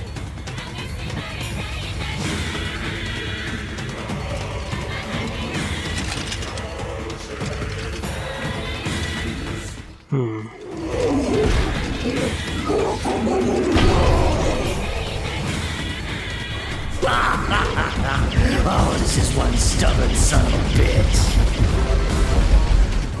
Damn it. Just realized that my words are unequipped. Hey there, sunshine. You ain't feeling bad for this freak, are ya? Dark Lance, Dark Hand.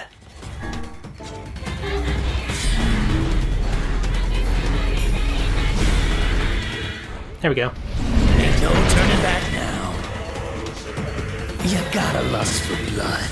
You gotta embrace the slaughter. All we know is the thrill of battle.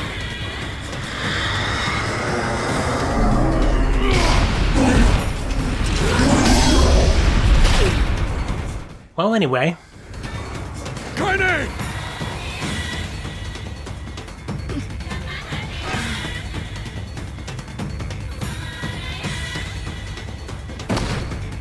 Oh, you're kidding me!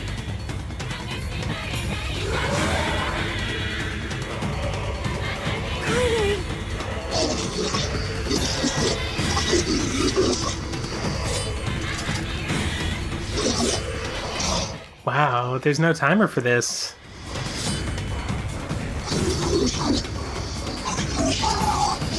Gretel has this enormous speech.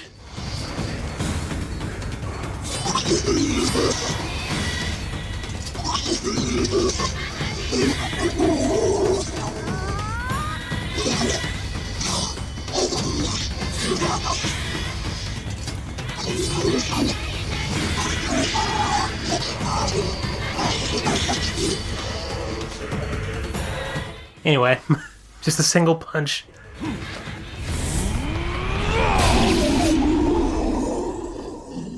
Some of these cutscenes are choreographed amazingly. And now to bathe in the blood of this beast.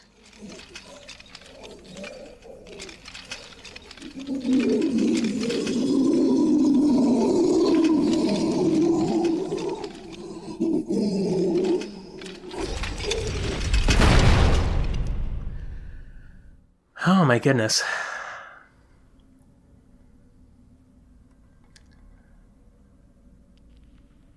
Kaine, are you all right? We've got to get help. I fear there is little we can do. No! Kaine!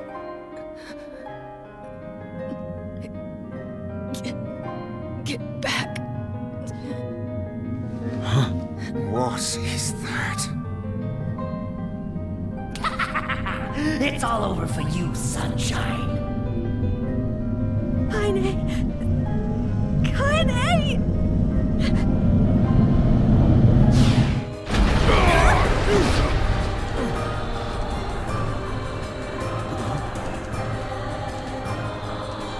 And now we have context for this.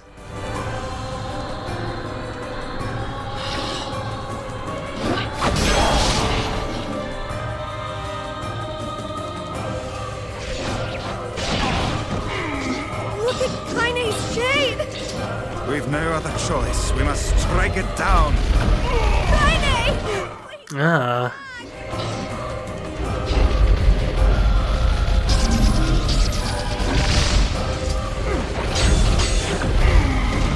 Should probably actually heal up. Go this walk of shame into the inventory screen. Alright.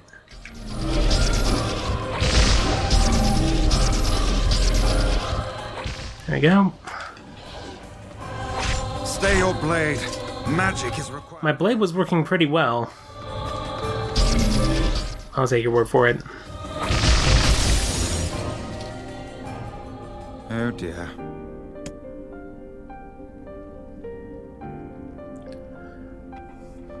Kaine! Kaine! Kaine. I couldn't hold it back. I can't be with you. We're always going to be together, Kaine. If you transform again, we'll just stop it again, as many times as it takes. I don't care how tough it is, we're gonna get you back. I like sleeping outside because I'm with you, Kaine. I'm able to ignore my appearance and keep going because of you. I'm weak and sad and lonely, but somehow you make me strong. You're my friend and I need you, so you can't go away.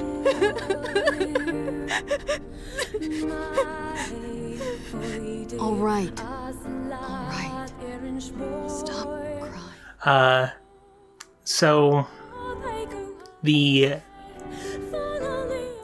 a parallel I think is clearly meant to be drawn between the relationship Kaine had with her grandma and the relationship Emil has with Kaine, where in a world where they basically or where each person basically has nobody, they at least have the assistance of somebody else who is more experienced, and can provide just companionship and comfort, and just let them know that they are not alone. Without Kaine, Emil will be completely isolated, as as Kaine was once her grandma was gone. Thank you. I'm all right. I suppose not completely isolated in this case, since it's got NieR and Vice.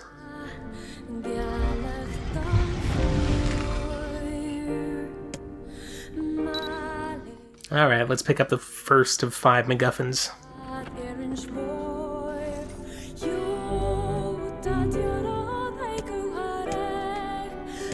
Alright, warping to Popola's place.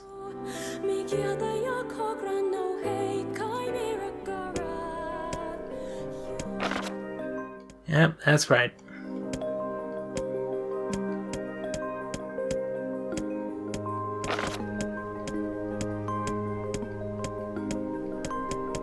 Okay.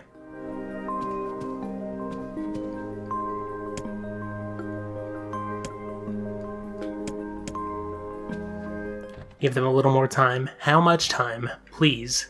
Let me know. Give me an exact series, or an exact amount of days, and perhaps I'll be okay with it.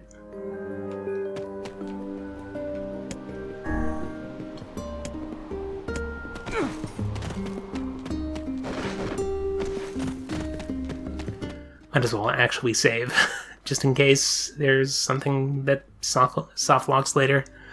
Alright. Sloppy.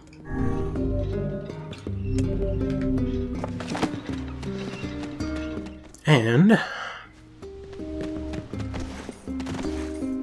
let's roll on out of here. Hey, yep.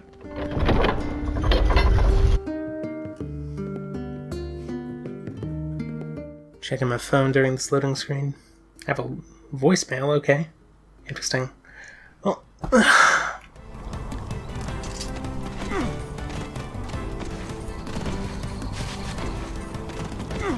okay. Take this boar all the way across this field. There we go. That was a productive drive. Fall damage cancel. Yes.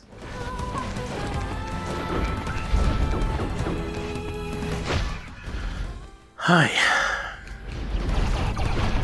Stock up on herbs.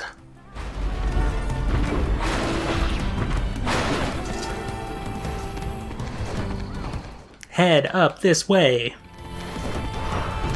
Now this... Okay, I'm full up on medicinal herbs. That's excellent. I wonder if I leveled up while beating the final boss. Well...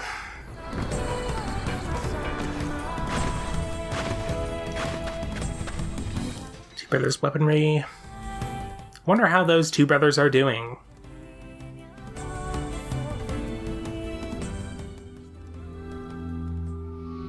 Damn it! Where'd they go? Get him! Don't let him escape!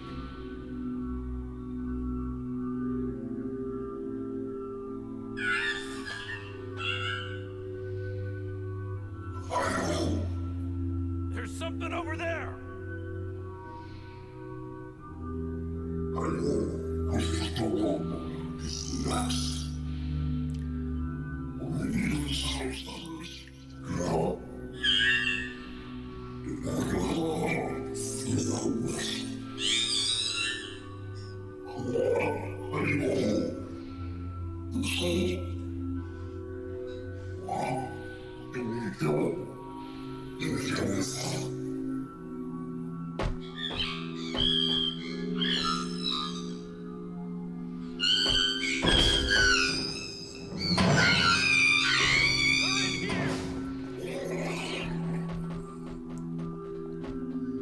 Not sure how the child is meant to escape, considering there's no other exits, it seems. Actually, there could be one to the left. Whatever.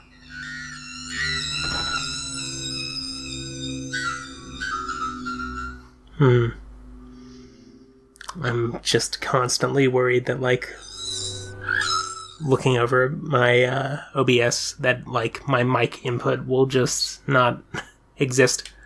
All right.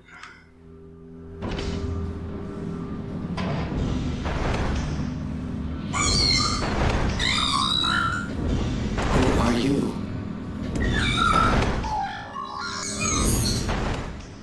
Military Defense Robot P-33. You are an intruder. You must be eliminated. Error. There is something leaking from your eyes. What is crying? Who is Mom?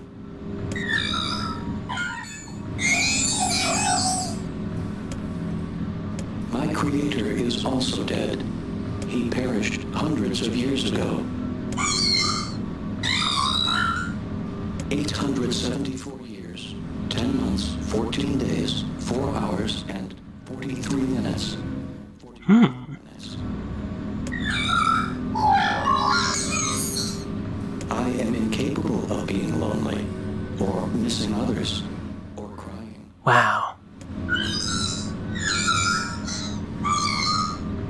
You will die. Why will they kill you?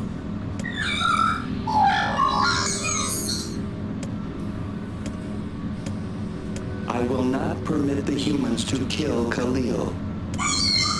Military Defense Robot P-33 will... This is phenomenal. Wow. This robot develops a conscience. P-33 is charged with... Suppose considering it's been 874 years, thereabouts. P-33 will defend... Gives a robot a lot of time to think.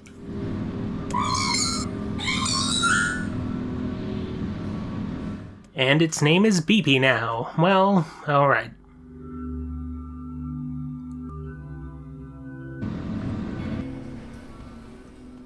There's gotta be tons of machinery here. Yeah, but I don't know how much we can actually use.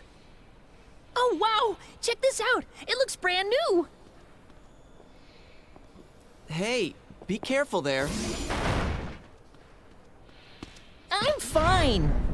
I'm not sure if this is Yuri Lowenthal acting at himself. Oh no. Huh? Look out!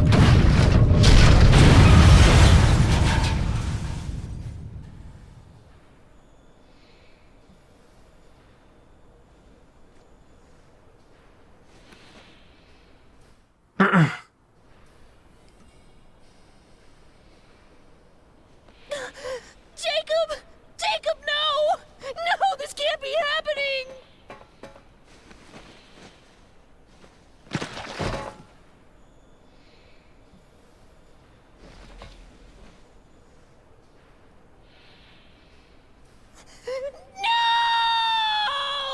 What I love about this is it cuts immediately. Oh my goodness. Oh, too early. But, like...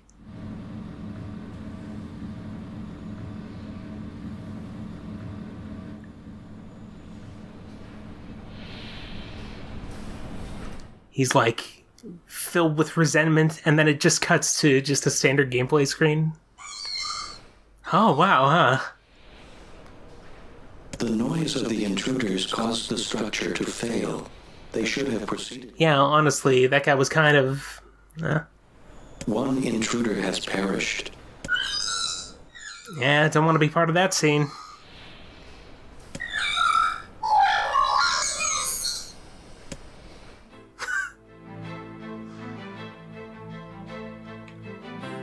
The junkie. Perhaps we should speak to the brothers. They might know something about this. Okay. Oh, hello again. Yep. Brother's been dead for 4 years. Wow.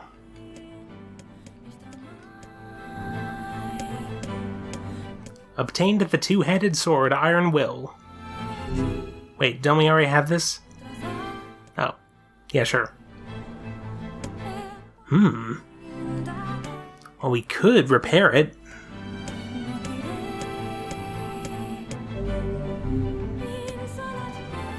How many memory alloys do I have?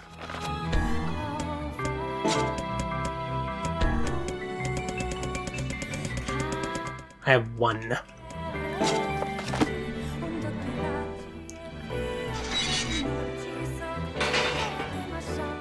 Oh, wait a second. Can I just...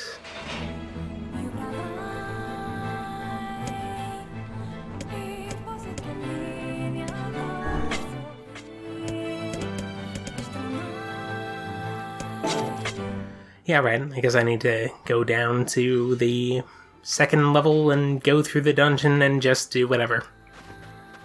Just cruise through it. I will do just that.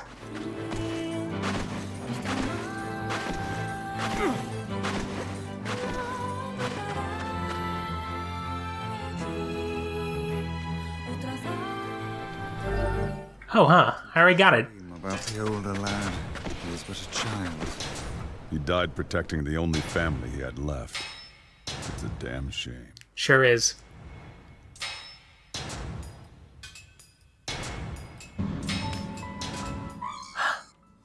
Oh, this is precious. Precious moments.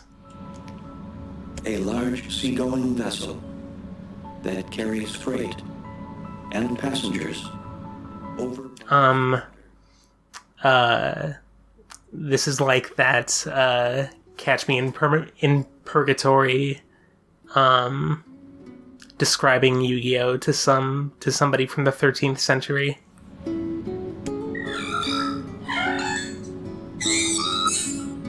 You have taught me much. This is amazing. You have helped to expand my... I also don't know when we've seen this audio, or when we've heard this audio track anyplace else. You have instructed me in the ways of the outside world.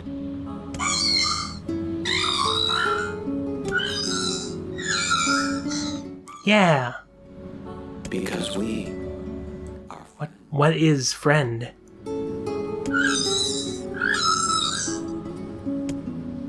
Hooray. Okay, we got the thing. We got a memory alloy.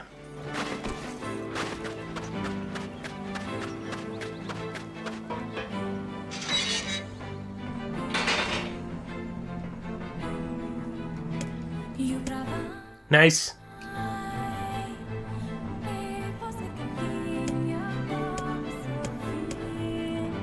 Just gonna send me a letter. Forest of Myth.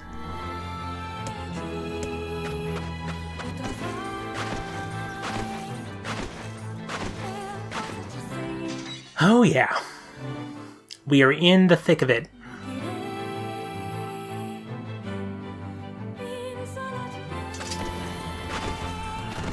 Honestly, we just have to swing our spear like once.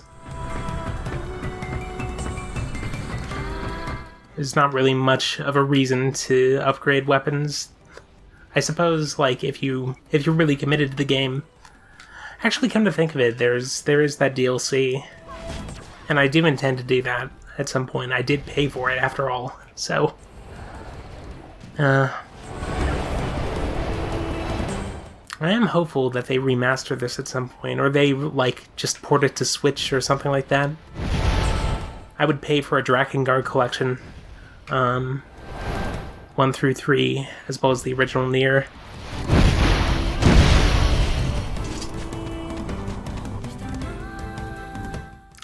I do have Drakengard 3 for PS3. I do not have the DLC. Because it is $30. Truly a nightmare I hope never to experience again. I hear you. I hear you. Oh yeah, that's right. So actually we speak with the village chief, who I avoided because he has a side quest marker above his head.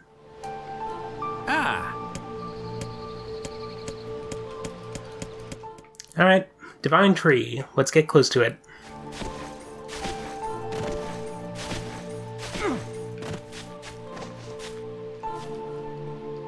Etc., etc. I'm gonna keep an eye out for the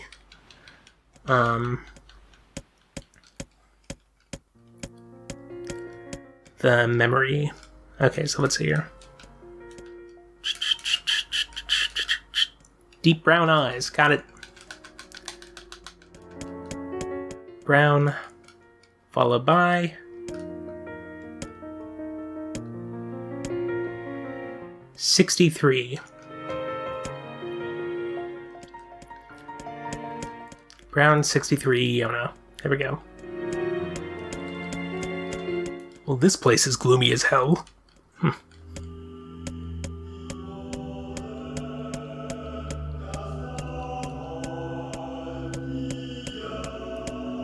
Color is brown. Whoa!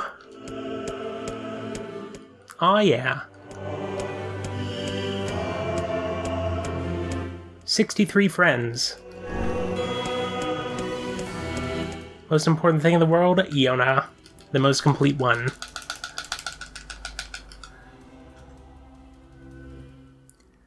That was relatively painless. Alright, we got item number 2.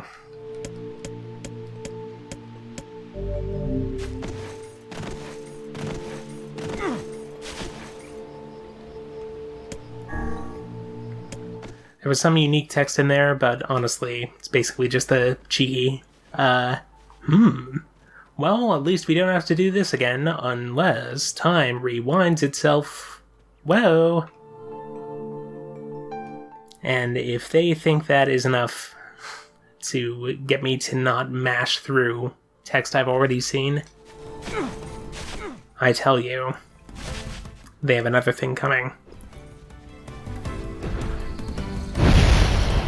Alright, past these shades. Whoops, rammed into one. Well, whatever. It's a tragedy.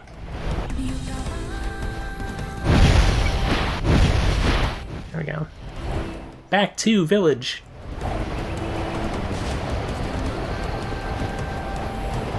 We are booking through this.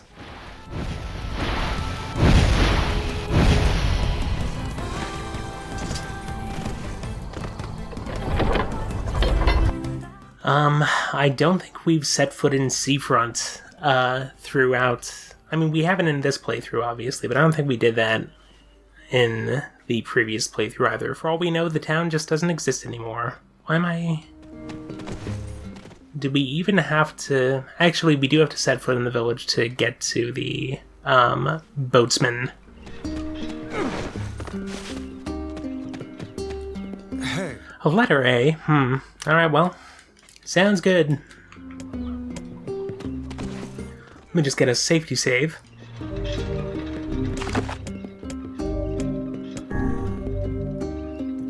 I'm level 29.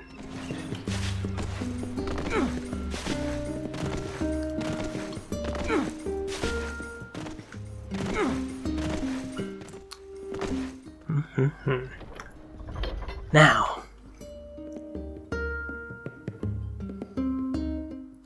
Sincere kudos for anybody who actually listened to the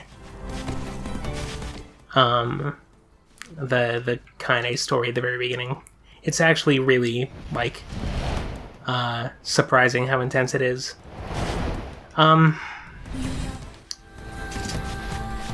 So I believe that is the only part in the game that actually, or that actually, like, confirms, or implies, rather. Like, it's never actually explicitly stated, but that text implies that there's something unnatural about her, and there's the... Well, unnatural is not the right word for it, I apologize.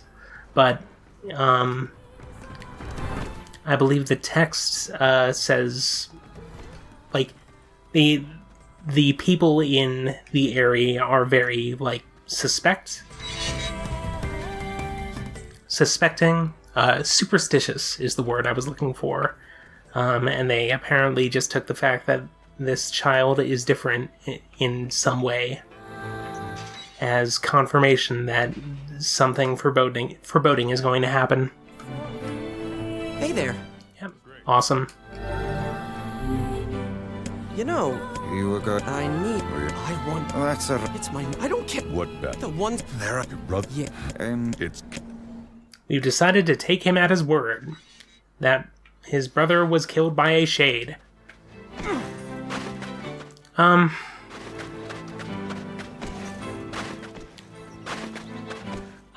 is room for interpretation as to what is like, what is different about Kaine. I believe the prevailing fan theory is that she is intersex.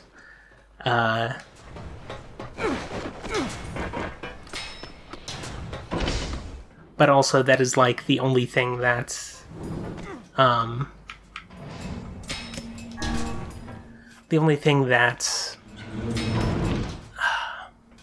or that's like the only piece of text that can possibly imply that, as far as I know.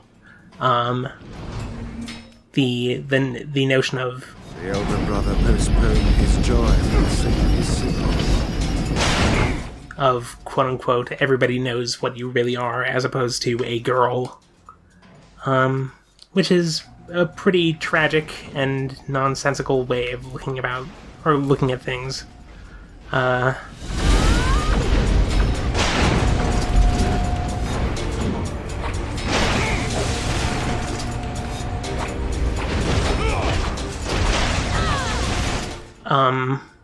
But still, for whatever reason, when this game first came out, people just latched onto that fact, or onto that assumption, rather.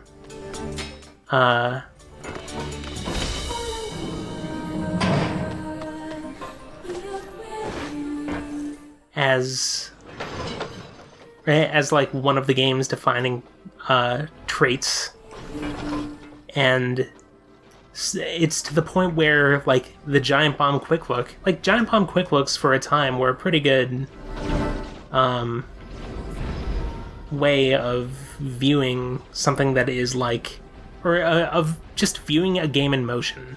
Like, these are video games, they're made to be seen in action.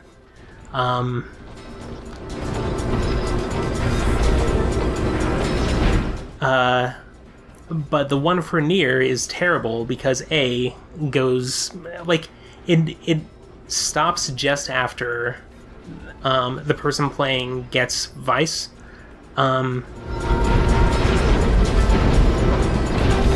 But also it, like, immediately drops the slur for intersex person just right away. Just immediately. What do you know about this? And it's a shame. Like, I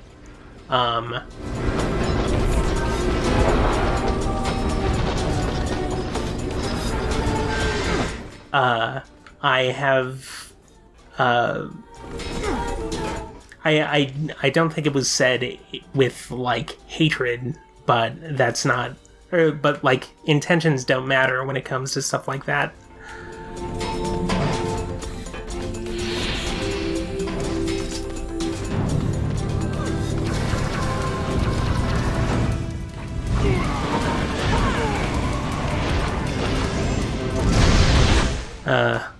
Let's see. I was also looking at an FAQ. I think when I was just doing research on side quests, I believe, for the Act 1 side quest video, I watched, or rather I looked at an FAQ, and like at the very end of it, it asks, or like somebody is asked, the FAQ's author rather answers the question, is Kaine this? With simply no. I will not be accepting arguments on this topic. And it's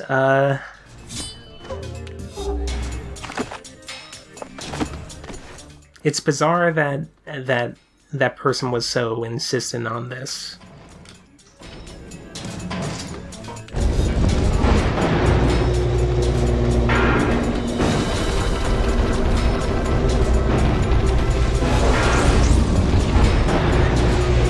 Well, anyway. Just gotta make our way through this dungeon that we have completed twice.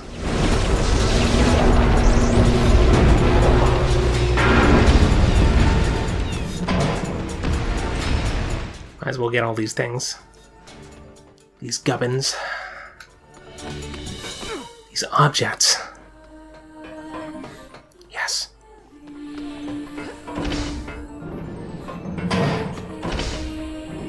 And does this lead to the boss? I'm hoping. Oh. Brushed against the edge of my drafting table, which my microphone is clipped to.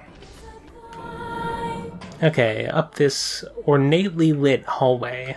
Or not hallway, spiral staircase. Like, really, just the lighting in this is baked in just this wonderful way. I've never heard of a shade living with a machine. What's that about? Doesn't matter. I'll kill the shade and anyone who gets in my way.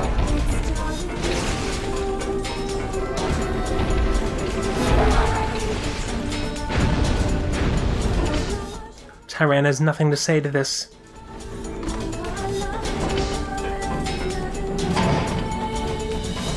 First floor.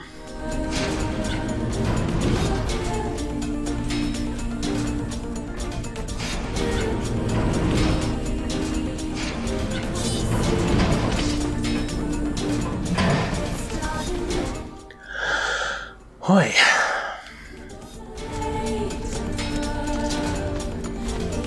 Save quick.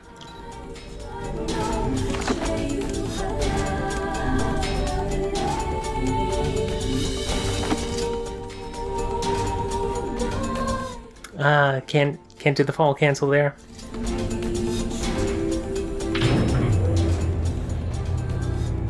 Out of reverence for the game, I will not be pressing start to skip these, just in case there's supplementary text.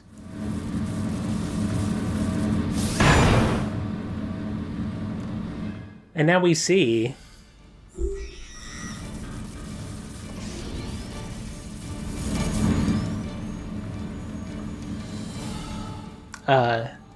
why the shade is balanced on top of this robot. It's because they developed the most precious friendship ever. Scanning. Scanning.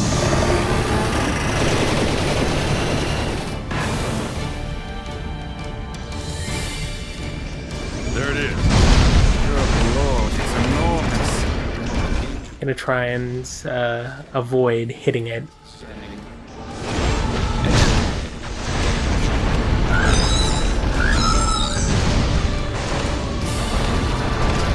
Look at the shade! Yep, there sure is a shade. He's commanding the robot somehow. Aim for the legs! Knock it down! Take out the shade!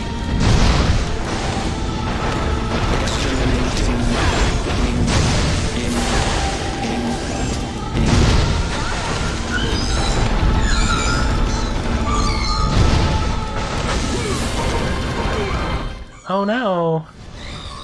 Oh, the young shade. Khalil.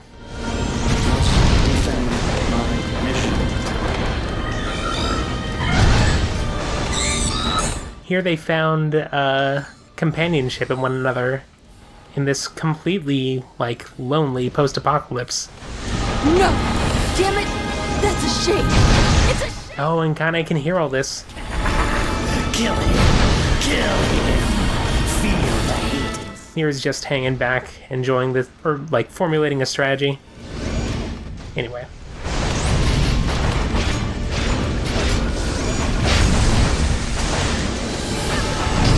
How do you enjoy, or how do you feel about these lances? Alright.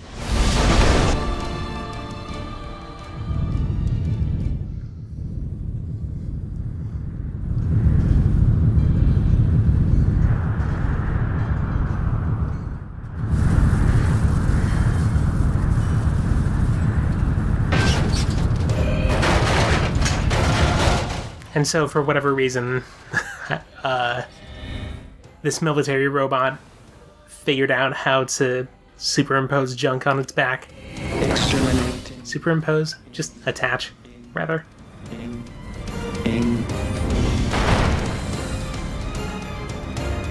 thing can transform? Any more dialogue? Just hanging back. I want to see what it does. Okay.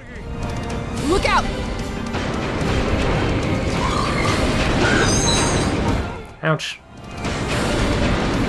Escape. Oh, he's trying to leave.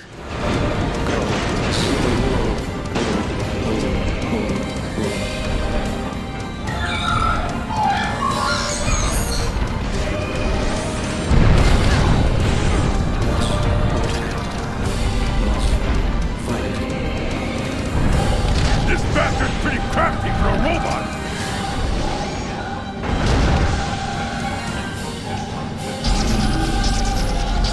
Alright, that's my cue.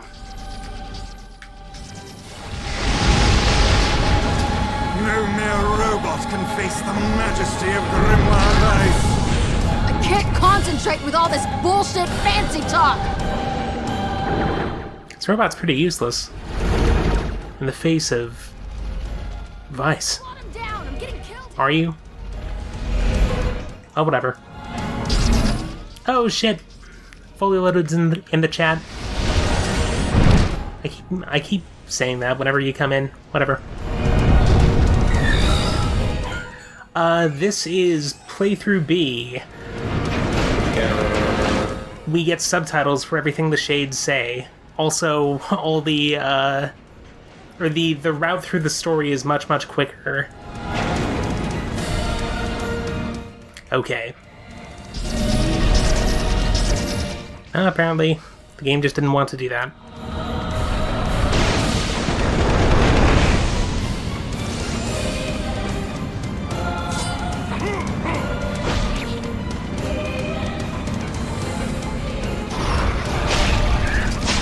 Alright.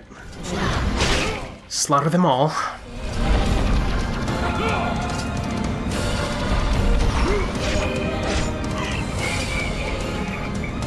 There we go.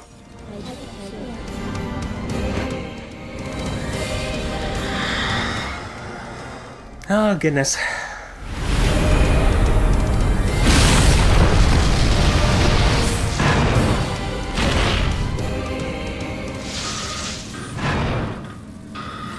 Must defend my mission.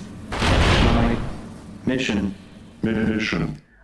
This is like the Act 2 version of that part of the game. Except it's the second playthrough, and so we know what the young Shade is actually saying. It turns out that this young Shade had developed the most precious friendship in existence with this military robot. Khalil. For some reason, we didn't hear this part in the first playthrough. BP alone. BP.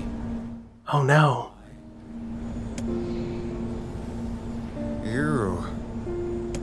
You stupid machine! You killed my family! You took everything! We ended up getting context in the original cutscene for why he thinks this and why this actually wasn't the case. Why did you have to be here? Why you? Why are you here? Why? Beautiful. What a perfect example. Also for this playthrough, we get to hear commentary from Tyran, who is the Shade that is fused with Kaine. You okay?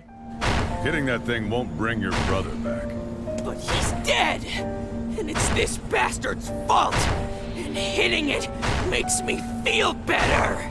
Just wait, you freak! You goddamn freak!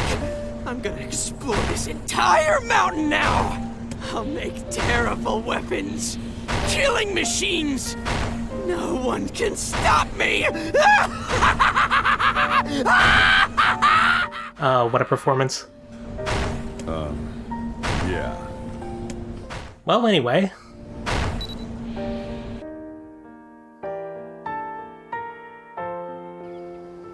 Madness driven by hate. This is hardly the happy ending. Get used to it. Doesn't know any other way. Revenge is a fool's errand. I know.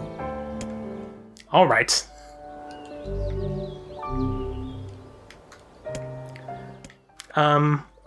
Also, we're at the same level that we were, basically, when we hit the final boss. All our weapons are at the same strength, and so because of that, we are capable of one-hitting most enemies. Took down a boss earlier in 3 hits, thereabouts. Felt pretty nice. Alright. So, let's head back to the village and get on our way to the next part of the quest. We are currently 3/5 of the way through it, I believe. Just have to hit the area and then the, keep bumping my table. The city of Facade. The desert city. Okay. Back to Popola.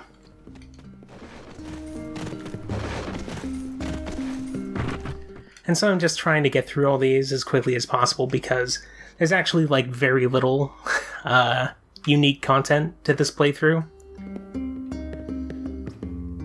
This playthrough of this, like, third of the game. Let's see here. Hey. Okay. Alright. So, the village of the Eyrie, hey, they're opening up now.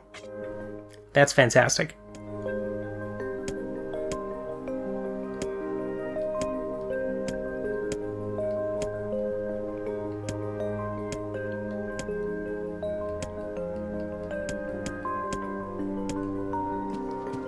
This is the village where Kaine comes from.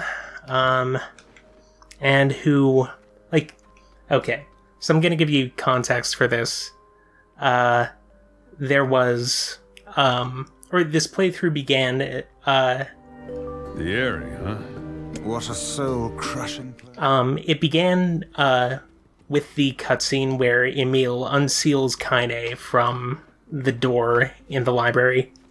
And it zooms in on her, and all of a sudden, like, you just get to experience flashbacks of important moments in her life in text form. And so the first, I want to say, hour, 20 minutes of this stream had just been me reading that stuff out loud.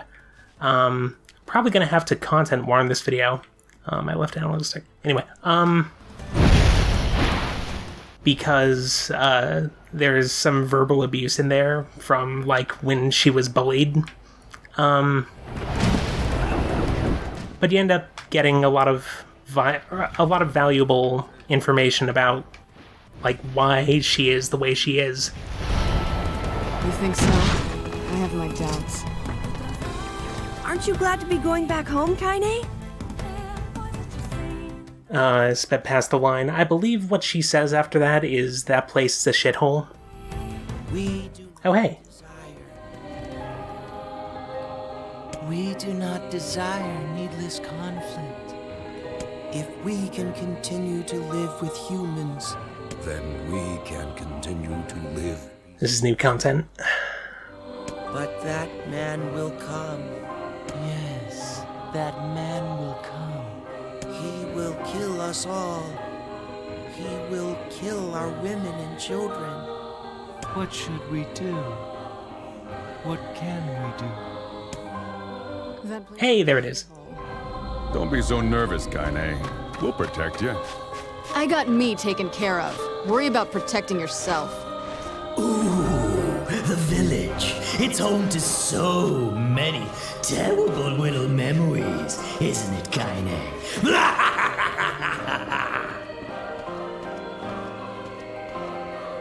Shut up, shut up, shut up!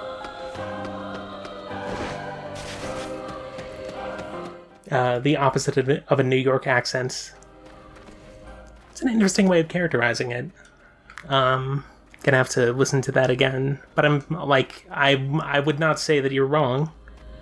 Absolutely. Okay.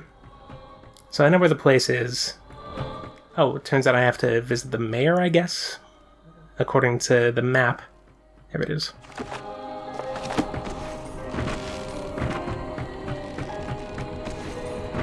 I just roll across this precarious railingless bridge. And jump up this ladder. The most efficient way up. Watch Ultimate Beastmaster. You'll know.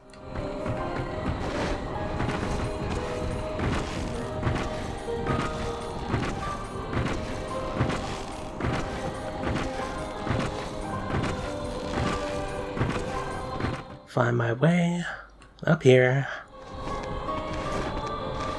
Okay. Hello there. Hey. And everybody is as morose as usual. I say that as Vice says, as cheerful as ever it seems. Alright.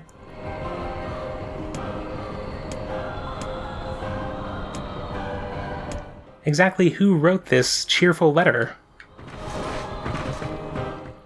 Whoever wrote it seems very personable, and that is the opposite of what we're familiar with from this village.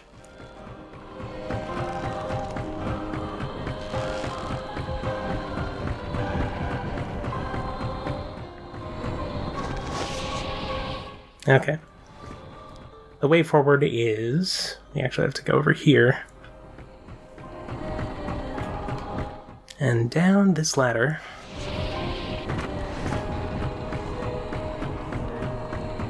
Oh, let me know if audio needs to be changed also. Oh, how did I go down there? Alright, well, anyway.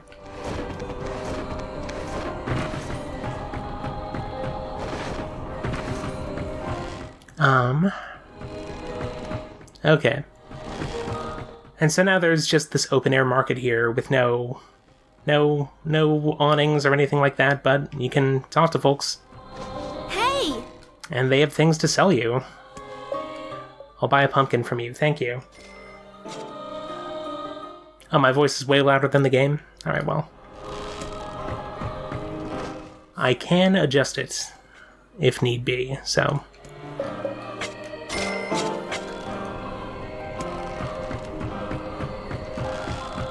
Yo! Oh, right now I'm in just this loop of checking all the shops. Well then.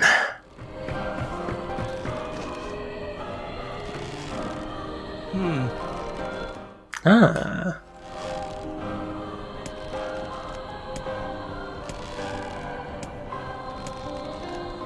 Yep, sure are here to hunt all the shades.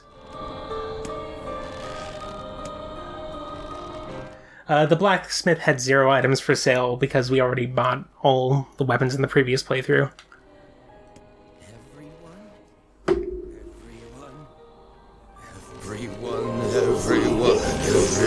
There we go. Tweak the game volume up slightly. Oh, crap. Look out. This man is a shade. It's a trap!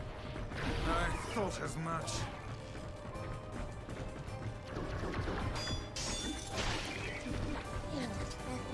They've been possessed somehow. Keep your... What? Okay. 1,000 apologies. You were distracted by the local welcoming party. Mind if I join you? A carnival of murder? I love it. Kaine, the villagers are possessed. But not all of them. Some are still human, so be careful. Yeah, yes, Emil, be careful.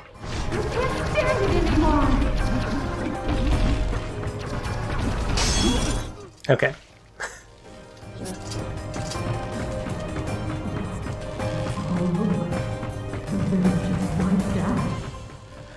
Yeah, this is one of the few areas of the game where you're capable of... Why did you have to come? ...of hurting human beings. Who are not shades, rather.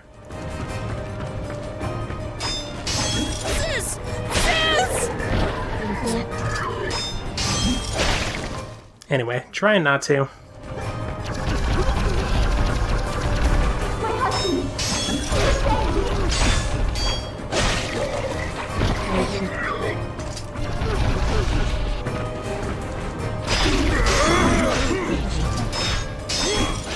Thankfully, this game doesn't do the thing where it, like, grades you if you press X at the wrong moment. Blame you for all this! So part of the Shadow Lord's plan was to just fuse... the shades with the vessels, I guess? The replicants? Get out of here! No! I'm not going to abandon my sister! Kaine! And so this was like... Don't believe her. This was meant to be a process that was catalyzed by the grimoires fusing at the end of Act 1. Which ended up not happening, and so these shades, I guess, decided, hey, why not just do it anyway? You people are the What? How could that be? Stay back. Your sister is one of them now. I don't care! She's my sister and I love her!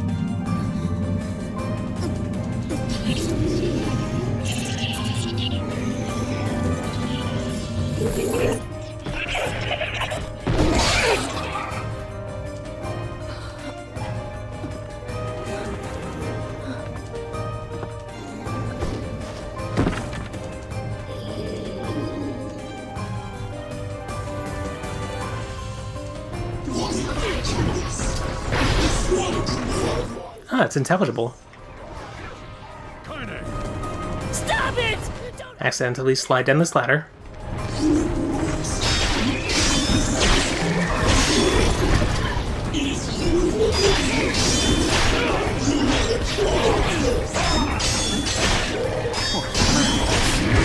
People are behaving as if we're the villains. So now we get two of the exact same message broadcast to us instead of just one. Kill them now! No! You gotta stop this! I'm trying to save you from the shades! Please stop! Emil! We need to get out of here! Kaine, get up! Hurry! Oh, the little vixen has finally run out of steam. Is it my turn now? Are you sure about that, sunshine? For all the parts of Kaine's life that you see in the text that begins this playthrough, there is absolutely nothing about about why she goes into battle wearing lingerie, and it's very sad and hilarious that they decided to take that route with her, because it is as text very good at humanizing her and making her sympathetic to the viewer.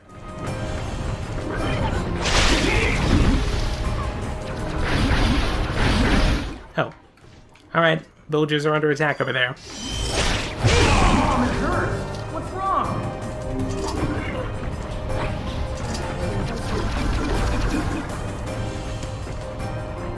Alright.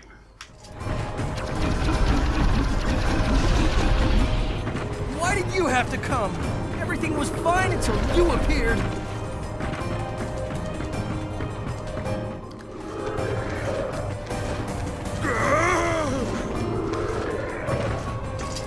Okay.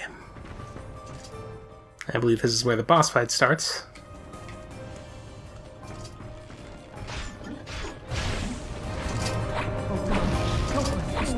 Okay.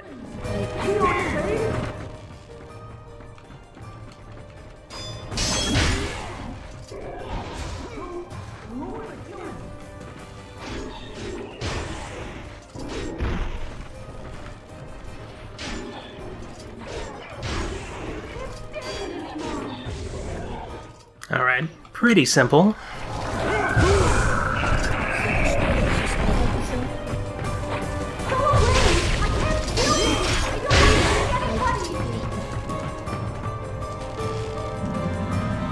I agree. Haters everywhere. What's that?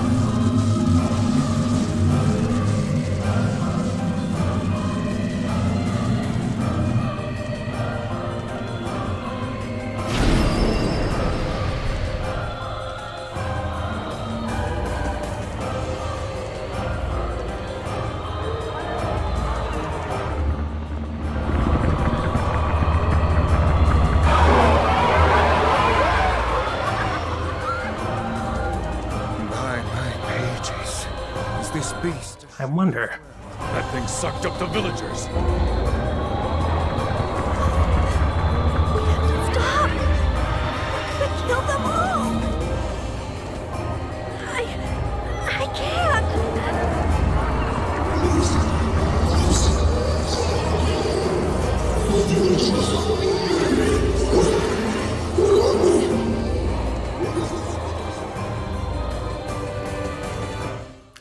And now we know that this boss has no idea what it even is.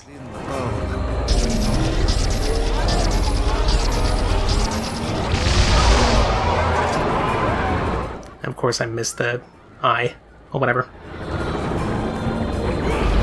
Is this the true power of the Shades? It will take more than a barrage of magic to stop us. First to waver is the first to die.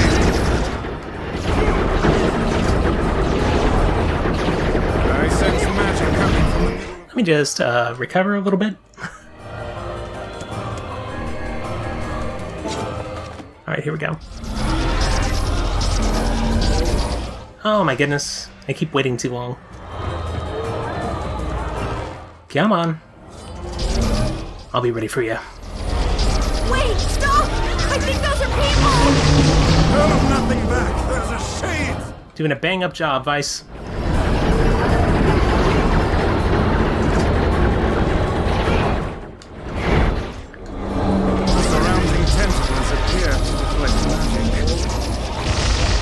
It just won't. Okay.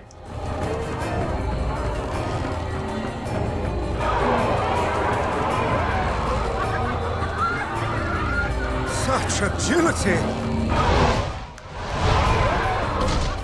One of the defining characteristics, or actually one of the things that really comes through, I think, when you become familiar with the plot of this game, or like the intricacies of the setting, rather, is that Vice is very bad at his job.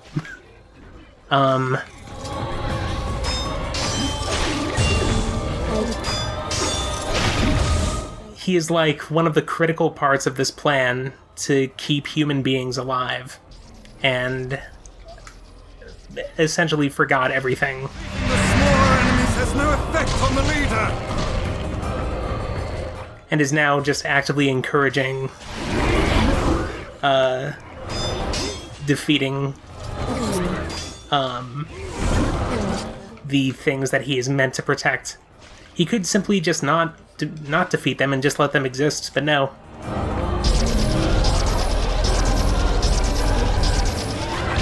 Now, focus your magic on the beast. What did I just do? Alright, well. Thankfully that was enough. Okay, let's punch it 6 times.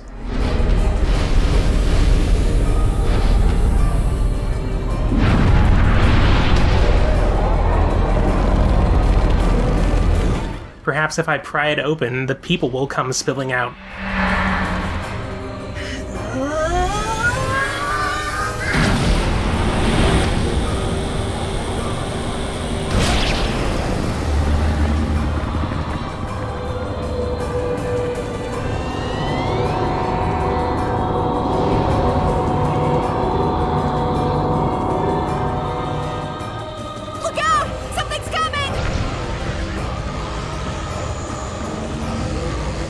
I'd say that's accurate.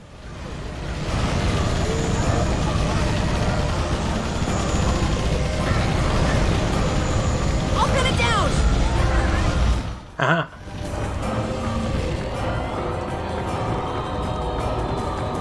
Its weak point is located around the back. Attack it from above. Emil! Emil! I'll keep it busy! You should be able to attack! From behind! Go around! Get it! Please, hurry! The lad can take care of himself. We must circle to the creature's rear. Sup, Kaine? Alright. You're doing great. Move closer. You cannot harm it from below.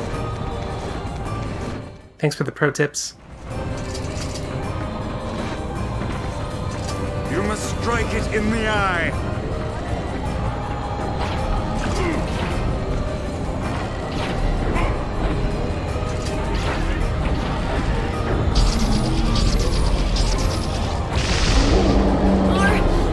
Are you there yet? And Emil really can't see what's going on. Okay. Alright, gonna have to refuel on magic. Did we get it? Or not. It is escaping to the inner level. I'm coming. Gotta catch my breath. Careful, Emil. It won't help anyone if we lose you here. Okay.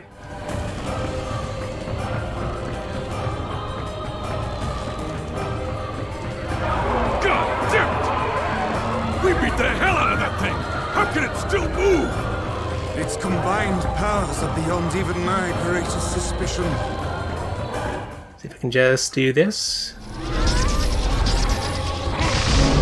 Unless we slay the core, all hope is lost.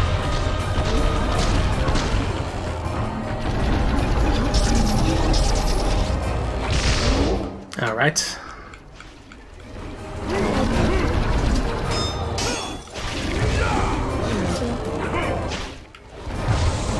See if this is enough.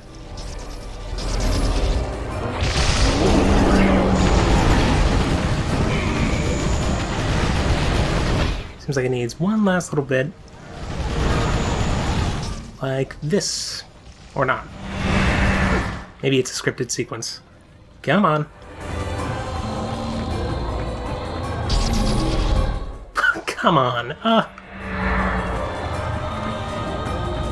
Just gently... Oh, okay, here we go. Move in. I can tap.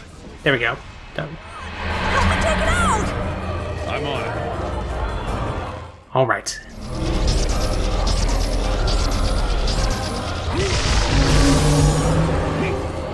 I can do one of your cool device moves, and...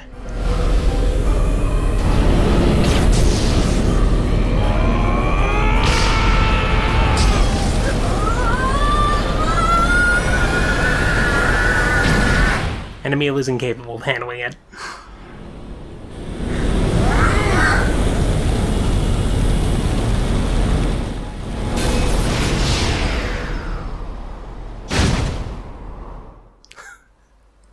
I love that move. Just pierce it from the inside, from all angles. Emil? Emil, wait!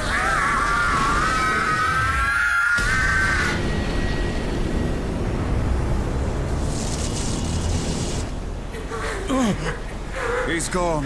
His instincts have taken hold. The ultimate weapon is being deployed.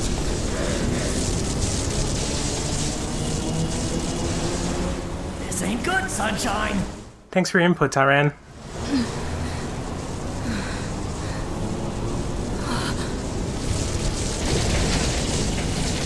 I love how Emil's face looks. There was, the Square Enix store these days sells coin banks that are built to look like Emil these days, I believe. Fun little fact.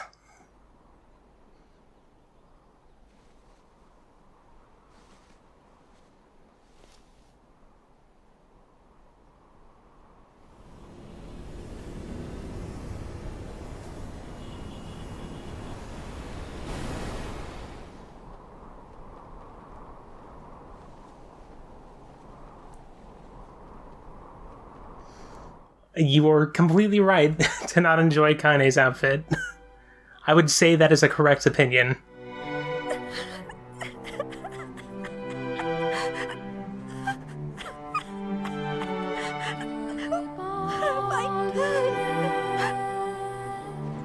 I killed innocent people. I love that he says that with that flapping jaw. Or rather, with those flapping teeth. I keep saying flapping jaw. Oh, whatever. Didn't you? If it wasn't for you, we'd all be dead. We owe you.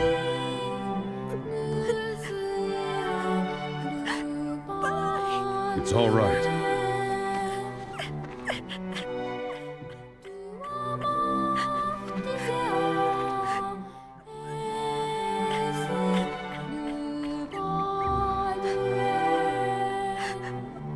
Don't look back.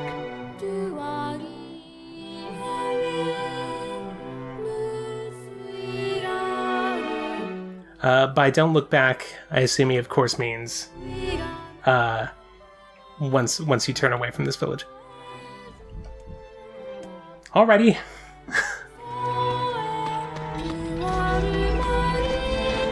Just gonna save my amazing progress here. And I will continue with this. There's not much of this left.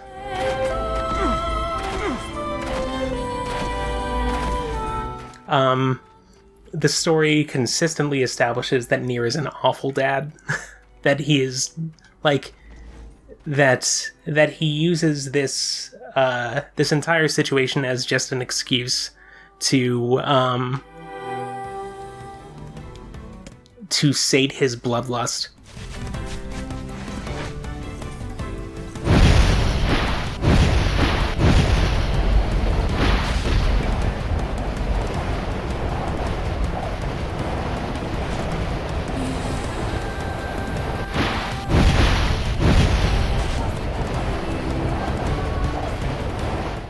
Let's see if I can ram into the village door.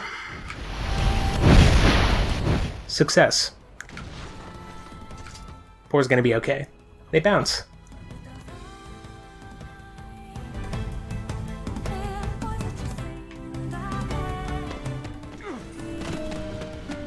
Alright. Check in with Popola, our resident quest giver.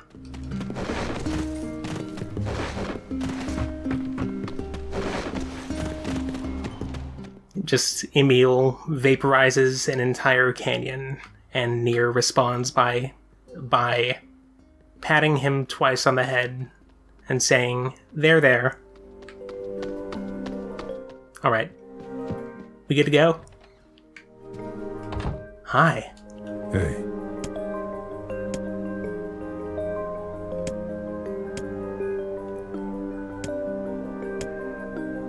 This entire way through,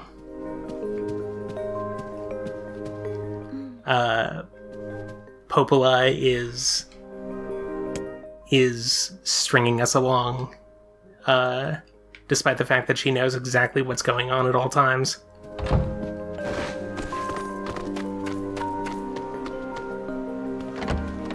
She's obligated to help, but does not want to.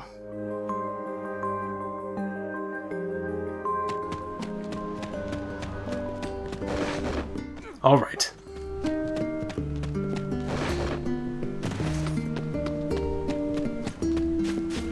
A letter from Facade, and it turns out that it's the king of Facade getting hitched.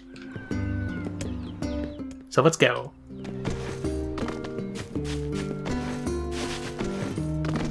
Off to the desert.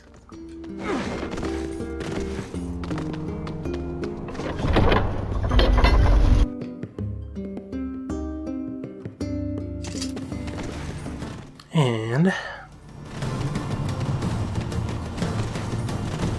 I just realized there's no boar here either. There's a bunch of goats. Oh wait, there is a boar, but I can't ride it. The boar tusk I have that enables boars to become friends with me does not work on that boar. Such a terrible gameplay flaw. Perhaps they'll patch it. In this game that is no longer supported. Okay. Off to the desert.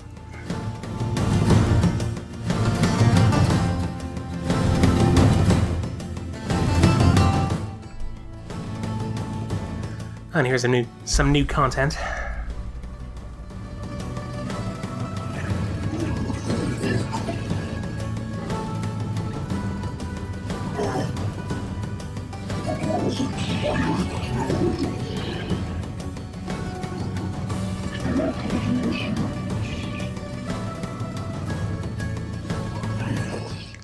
So I think this shade is an actual wolf. Like, was an actual wolf before the whole apocalypse thing happened.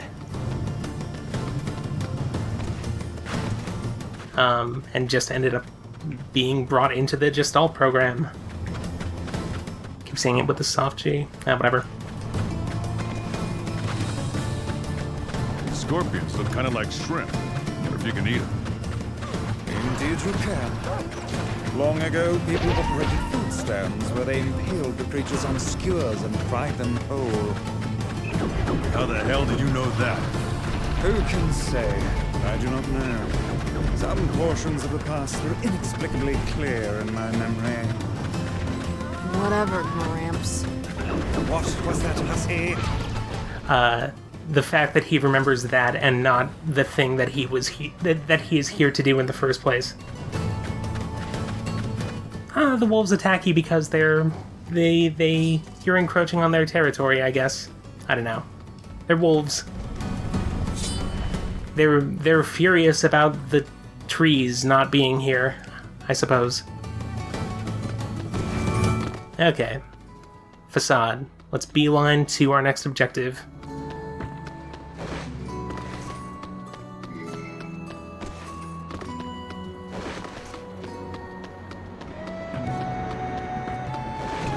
Actually, the question, why did they attack you, though, is a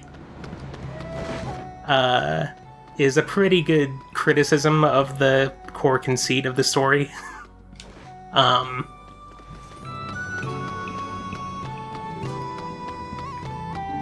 Alright, so let's see here. Yeah, to the King's Mansion. I can't roll or run in here. I can jump, though, so I'll do that, I guess. For as long as it lets me.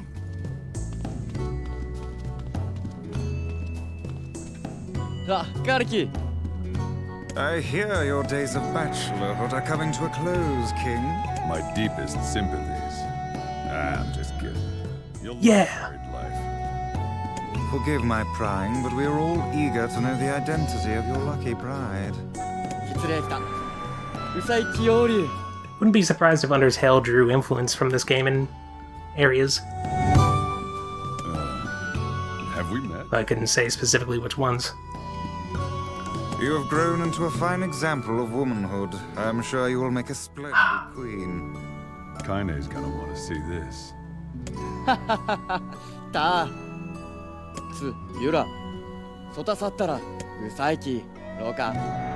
Pleased to make your acquaintance. Congratulations on your wedding. Almost sounded like thank you. Anyway, Emila's so nice. I'm sorry Kaine's not here, but... How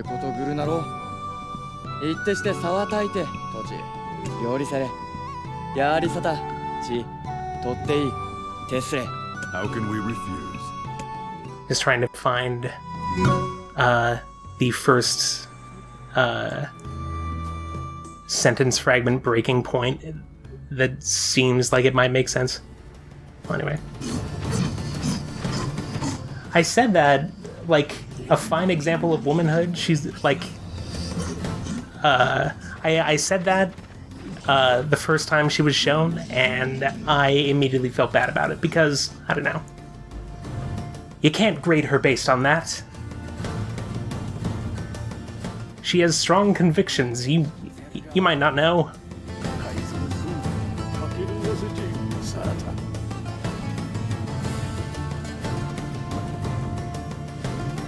Whoa. Turns out, I guess they've been attacking you because the villagers have been attacking the fuck out of them.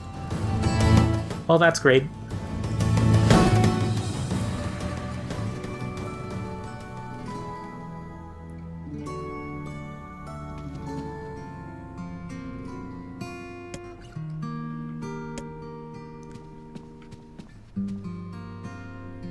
Hey, Kaine.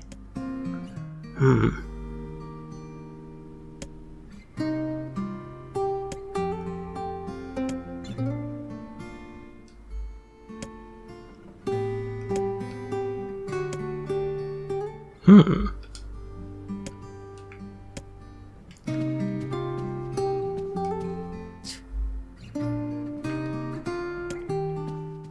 how dare you address me that way? The night of the wedding, she disrobes, and there's just another pawn shell under the first one. It's not bad. Alright.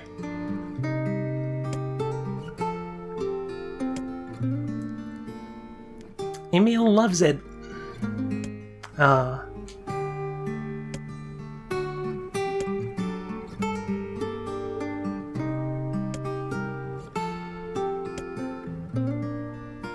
Oh, this is so cute.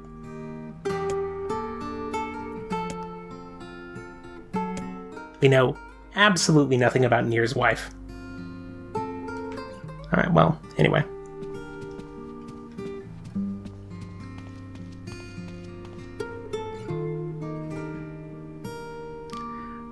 There's a lot to make of that zoom in.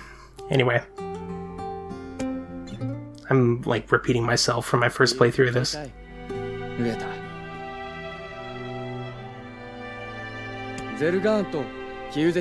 Let's celebrate.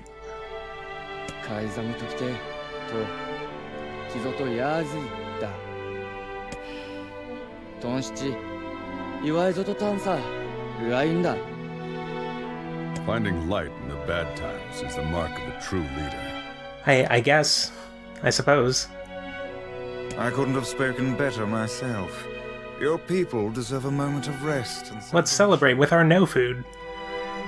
And a man works better when he has something or someone to fight for. Trust me, this is a subject I know well.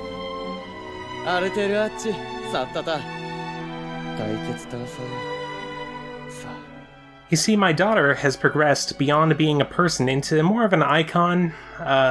Honestly, like, whether she's alive, I say it's important to me, but it's really immaterial.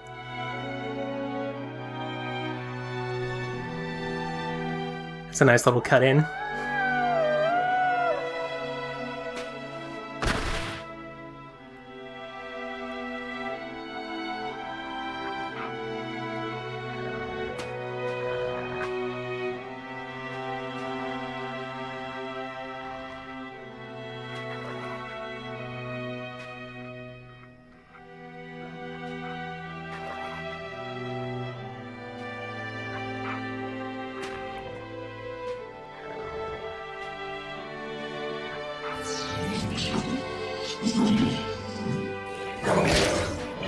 The anatomy is weird, I'm not gonna lie.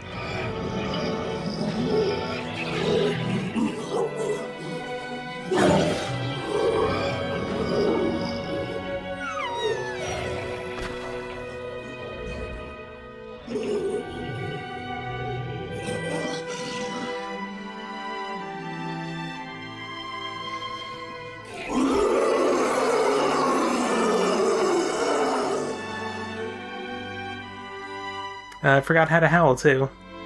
I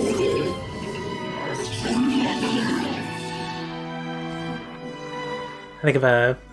like... I'm sure you've seen the video of the dog attempting to howl, and its mouth gradually opens into just this horrifying scream. That's the sound I imagine they're actually making here.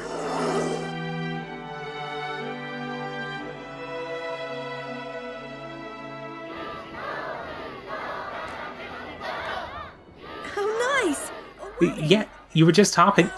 All right, well. Everyone's happy? It's great! I'm kind of jealous. Aren't you kind of jealous, Kaine? Meh. Oh, come on. Anyway, I could talk to a bunch of people here. I could enjoy them dancing for hours and hours and hours. Instead, I'll just go over here.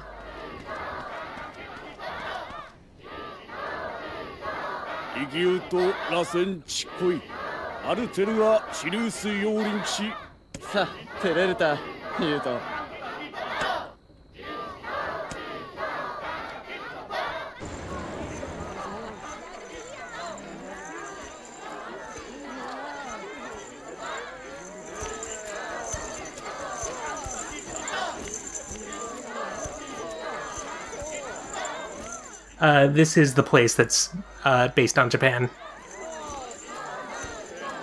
I can't remember where I heard that. For all I know, it could be conjecture.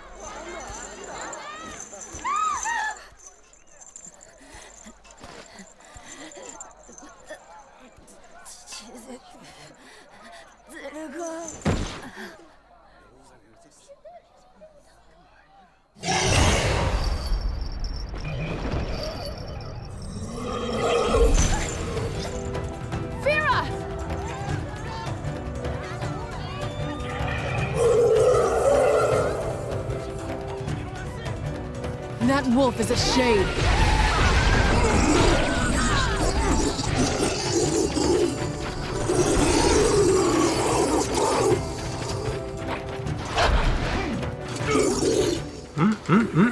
Okay.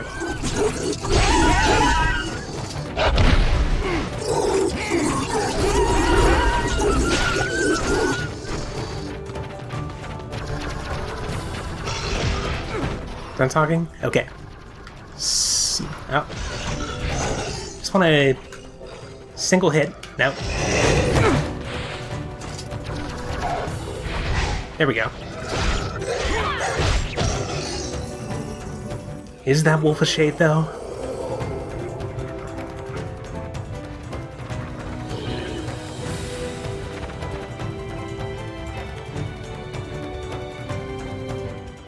Here! Here! Here! あさて久しぶり決戦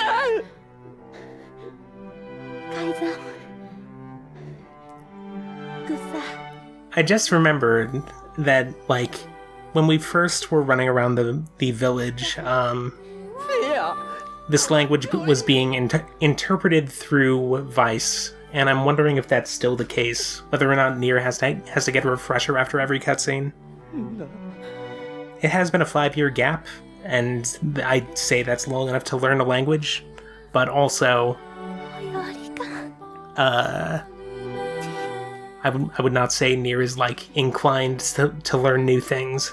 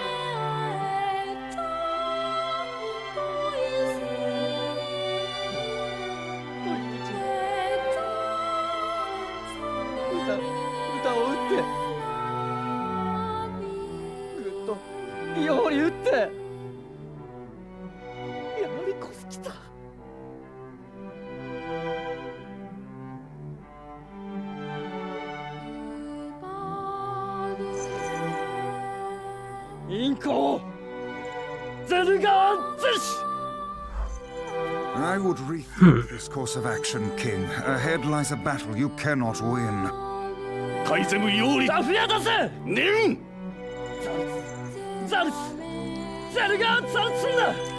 Yeah, that'll make you feel better.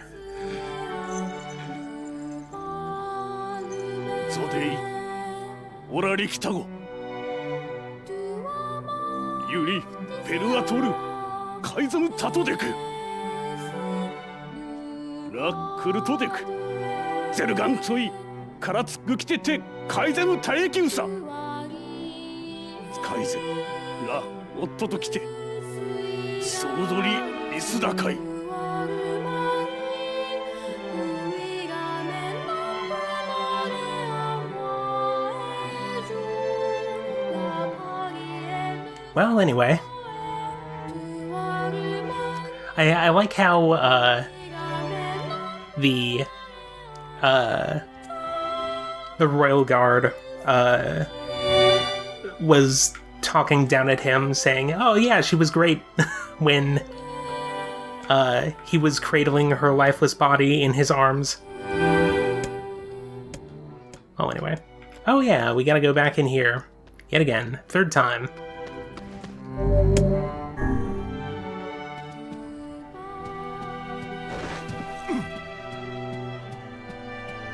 Seamless fade.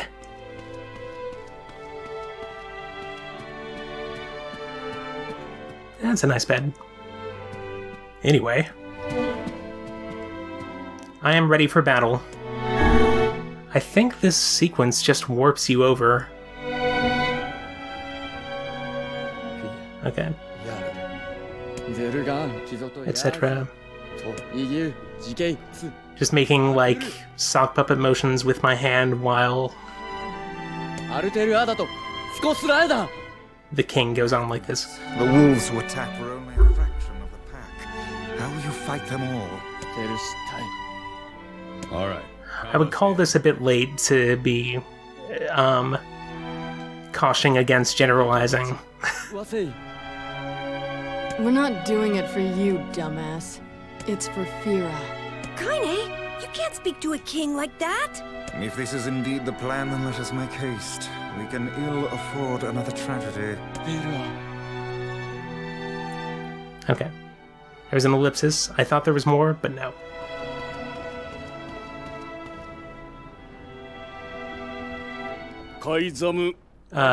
Emil is trying so... Okay. ゼルガン撃つと避けた。これでサトアルテルやトラーヤリアティンフィアギ来た。 Skipping this fast and furious. キラツヨーリユタタティンヨーリワイトソフィアとティンハンダドセティンドシケンユカイザムなんだルアミスカー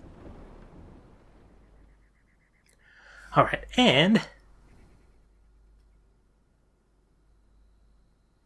あんだ、いえ、フィーア、ロテとやりかきクソできた。と食いてゲルだ。ユラ・ブラーデペアとカイザムってカイザムとアイソフィーア・アイサムってフィーア・チネセキタとトラゼルガンってアンダゼルガンヤーイズガッチクルソカイザンゼスタルペア老体リスラ関係かけてしたすわれアルムキエルトチギサンテキタ It's unanimous. アルム浮きわせんクユリエ押してキルたちエクグギリスアーガイカイザムより生き落ちずテクゴユラカイザムチジストズイわくれたしよりこうだた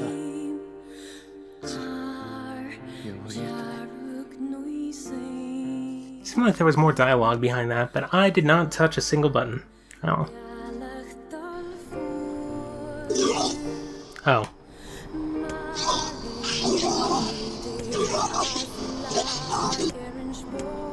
Alright, well.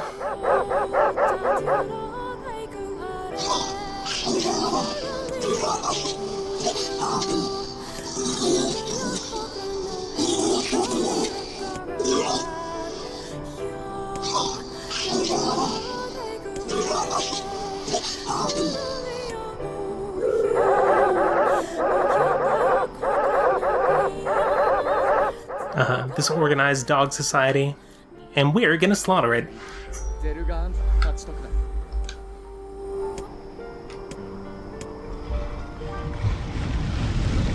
I'm glad at least that it was pack leader and not alpha male or something like that. Okay, where's the King Doggo? So we can. The wolves appear to be targeting the king.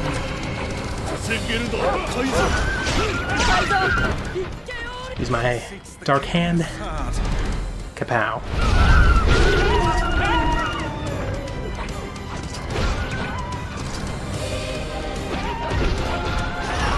Oh, the leader wolf said essentially, hey, we could escape, but you all want to die with honor, so I'm going to allow you to do that. At least I think so. My reading comprehension is not what it used to be. See here. Even one shade is here, and I have to kill all of them.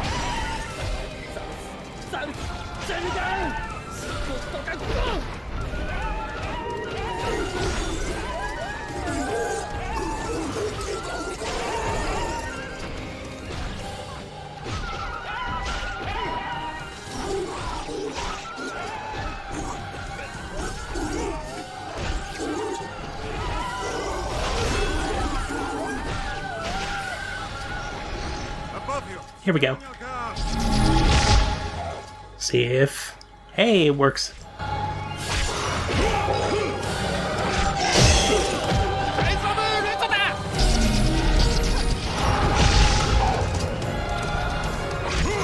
There we go, and... They sure are.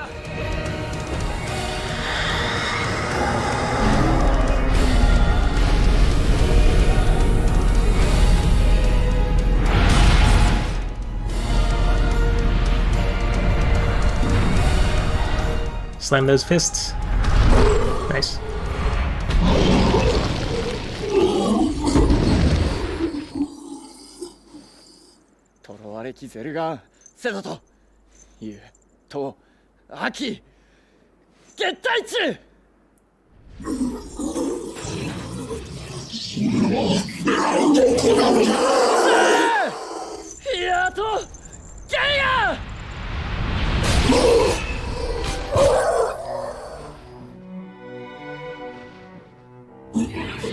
Impressive that you said that through a mouth that has a spear in it.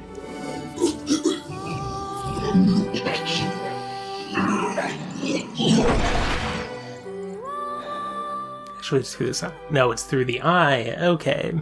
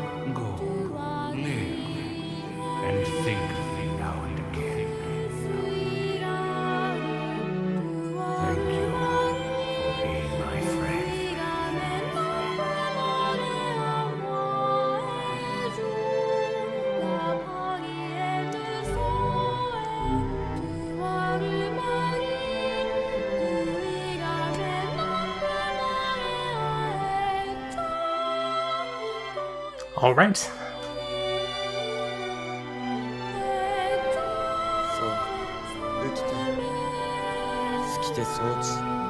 You know, really messed up that your society has indentured servitude to begin with.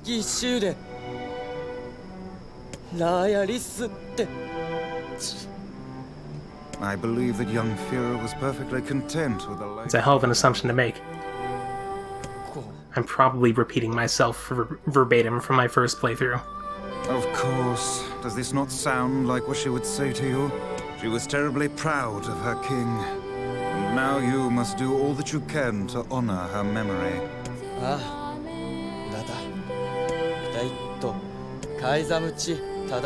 Is that another infernal rule?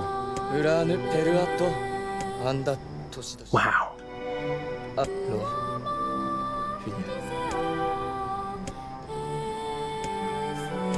Well, anyway, let's, This is the last of them. Now we can find the Shadow Lord. And Yona. We certainly can. We're almost there, Yona. Hold on. I can't remember if I need to check in with Popola first. I will head to the village first, and then see where the red X is on the map. Ho there.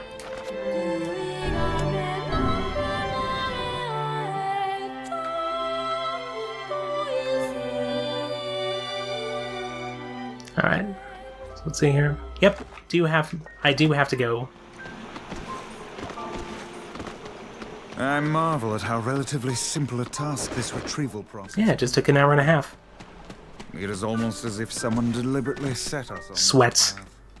You're overthinking again, Vice. But I don't care if it's a trap. Yona's waiting for me, and I'm going. I see.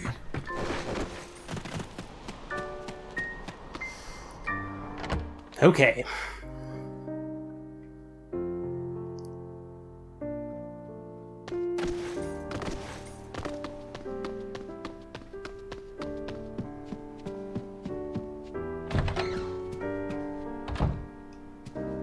You're really Devil is here too. The whole village is buzzing.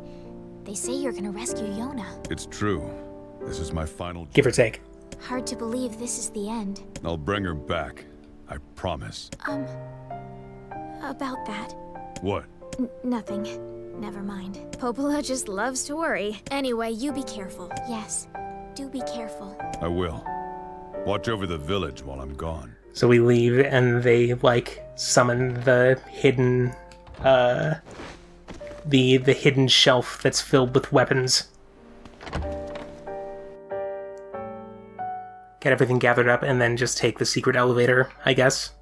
That leads up to the office building where the final confrontation takes place.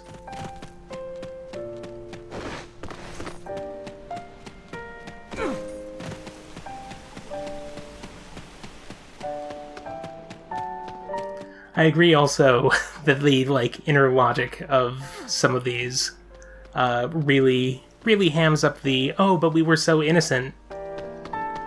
How could we possibly have deserved to die at your hands, brutal, cruel NieR? Alright, Lost Shrine. Doing this. Wish you could just teleport up to the top of it, but I have to go through this dungeon all over again. Hopefully the blocks are the same place. Let's all make it back alive, okay? It's not a good one. Will not work.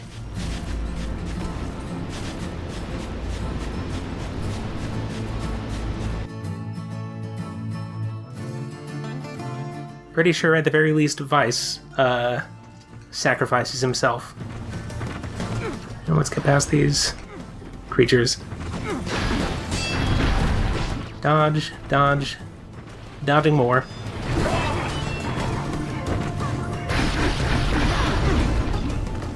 Pacifist run of NieR. Happening now.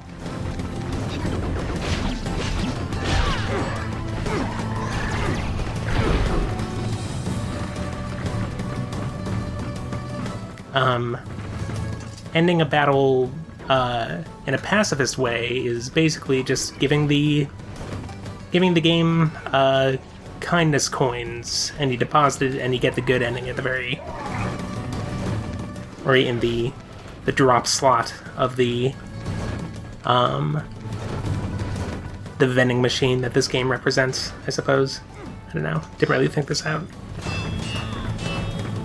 Wow, battles.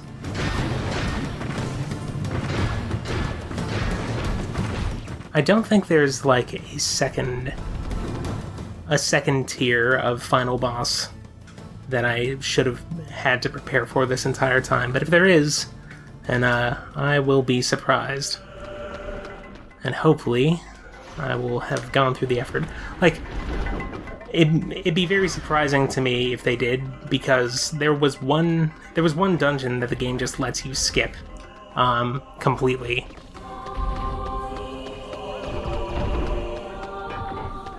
Okay. In here. Wow. You're all so useless.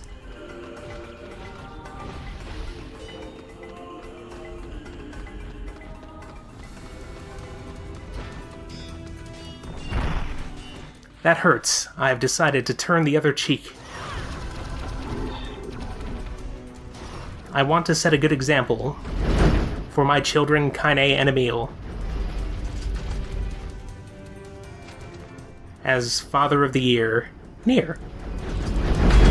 Come on. Let's push my way past these folks. Nothing will stop me on my quest for vengeance. Going up.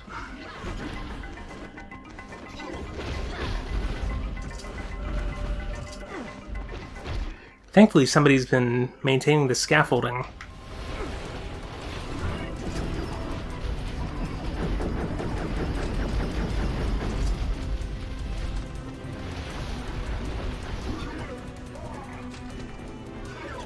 Past this. I remember there being a lot of block pushing when I went here earlier, so I think they've all just been removed. And honestly, get on the game developer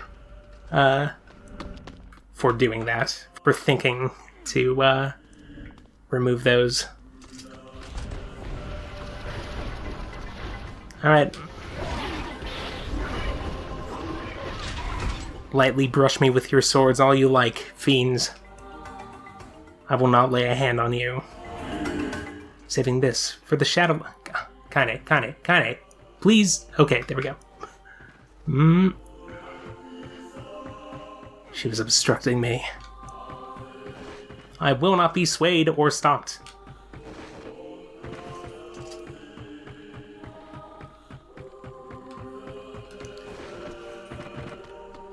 Alright, on my way. Yo, over here. Swoop over to this side. Past the rebar. Make sure not to get tetanus. Maybe the replicants don't get that. Who can say?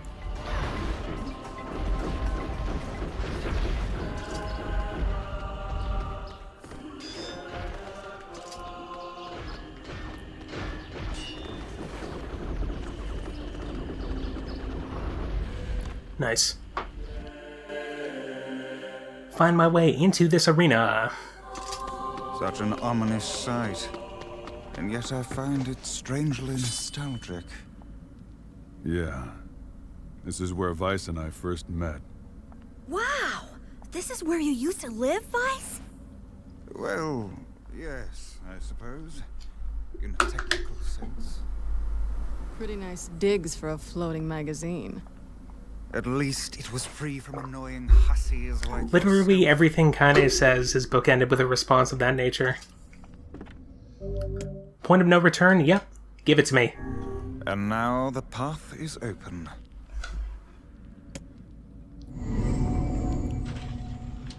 Into this old-timey elevator. I used to live in an apartment building that had that elevator. It was, nice.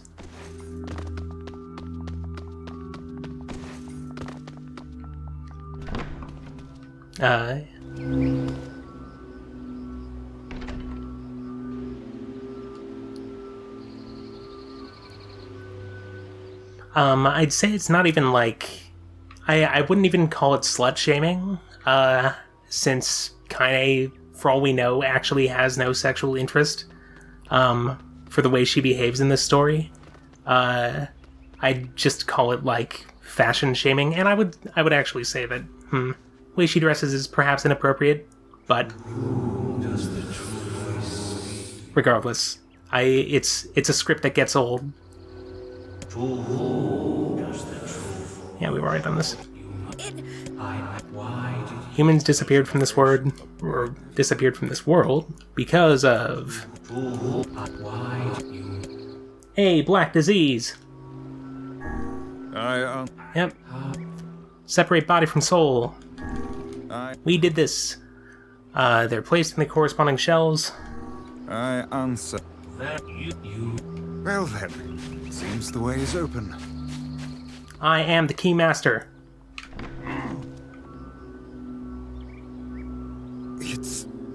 It's the twins from... Opala, Devila, what are you doing here? Hey, any chance you'll just go back to the village? This is a very dangerous place. Even if you can find Yona here, I'm tempted to say yes, actually. Just to see what happens. We're asking questions right now. Hey, let's go. Do you really want to go back? I didn't save, though.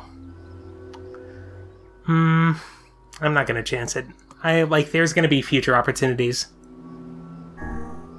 Alright, I'm here to rescue Yona. No dice, huh? No. Okay.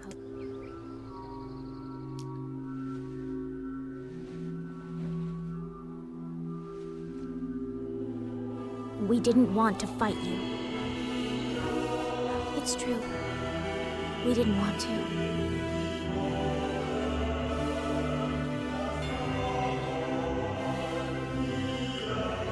Devila? What's happening? Sorry. This is our fate. I spoke the truth. I did not want to. I never thought you'd grow to be this powerful. This is madness. Why do you block our path? You have no cause to speak so with as criminal advice. You are a traitor. I wonder if it might be starting to dawn on Vice what's going on here. Wait, why would they call me a Wait, did I have something? Oh. Some association? What now? They speak lies!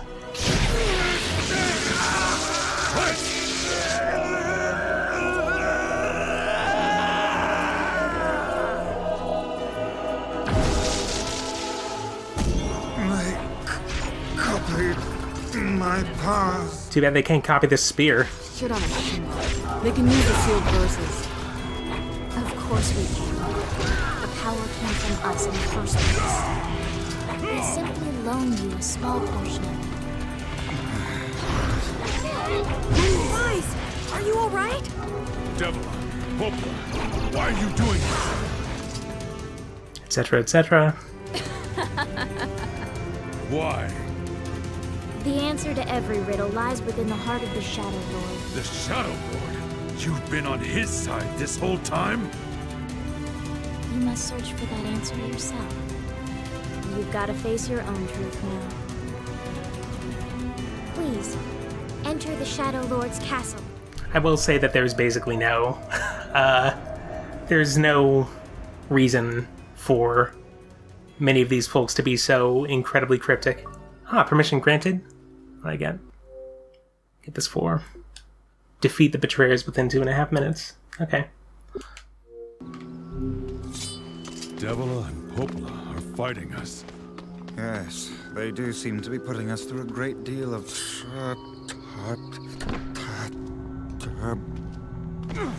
You all right there? How odd. For long years, my mind and tongue have been my greatest assets. I could say the same. There. Sorry. I appreciate, or rather, I can understand if you have to leave the stream because I said that. Anyway, let's go through this ballroom dance scenario. I have no idea why this is here. It certainly is a grand affair. Bunch of dancing That's right. bastards. They're all shades. Royal ball, how utterly different. Dark Hand.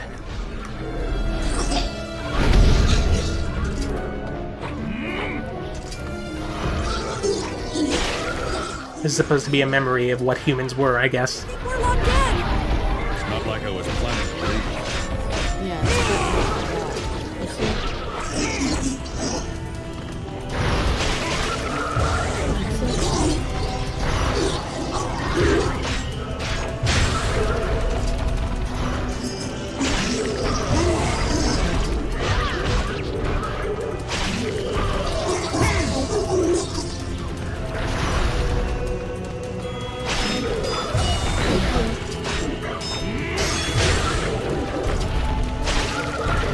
Anyway, let me just sleepwalk through these battles. I think each one of these pairs of dancers manifests into a couple of shades. Here we go.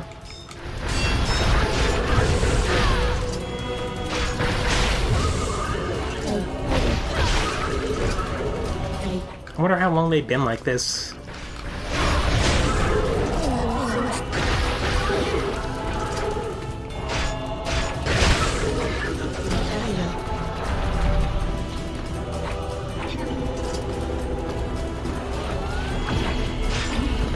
think magic is the only thing capable of actually hurting me these days.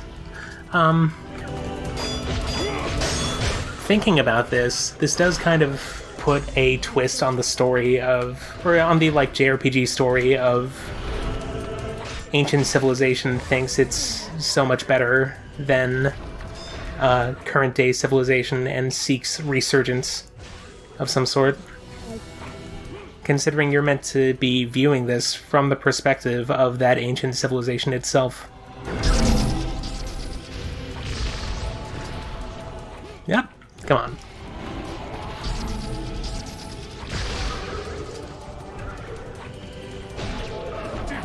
They won't stop coming. I'll open the next door. Cover me. I love Kaine's animation here. Knock it off, Vice. Oh, right. Protect the hussy, yes. Good plan, Let's get those treasures. Like this metal piercing. Okay. Protect Kaine for us. Door. Come on. Oh, come on. Kaine, hurry! It's not open yet? Do I look like a goddamn locksmith to you? Oh, you idiot. Here we go. Goddamn no good bullshit bastard! Come on! Got it. Nice. Kaine, look out.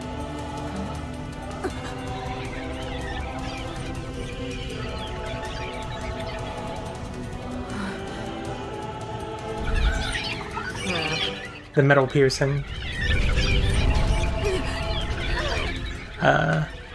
Okay. And it turns out that these are, I guess, very young. We need to help Kaine. There we go. You okay? Yeah, but we got problems.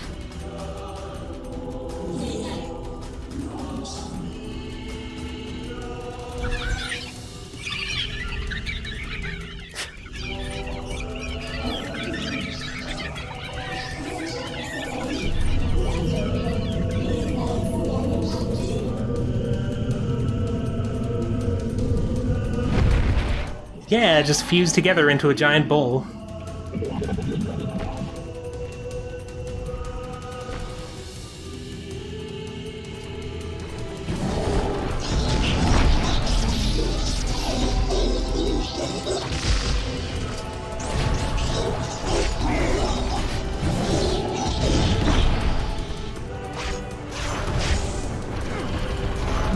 We don't need forgiveness, asshole.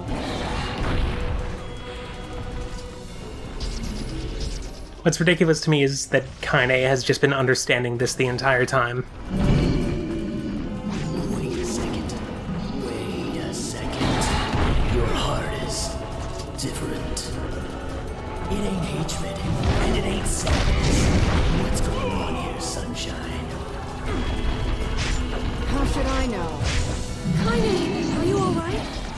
Fine, let's just kill some shit and move on, alright? Interesting. Got it.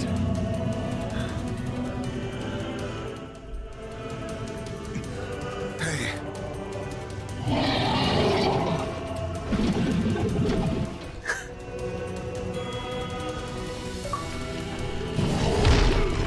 Let me just heal up quick. Alright, so let's see here.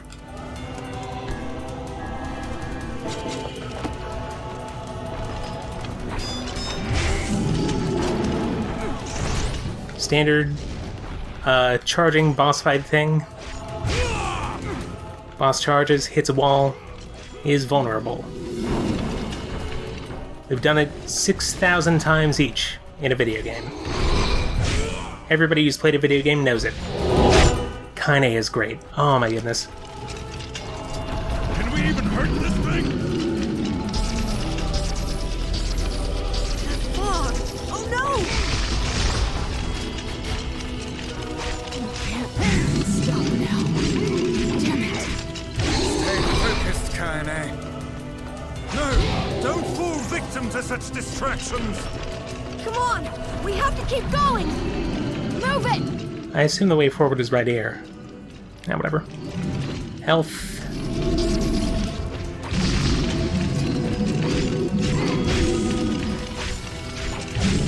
This way! Okay. Move. Alright, and this is the part.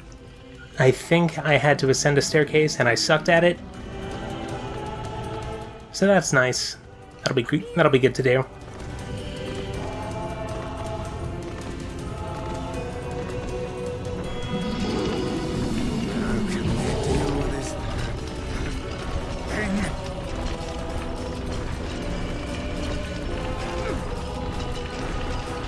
Please hurry!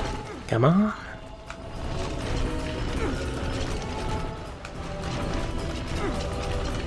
There we go. Come on. And success.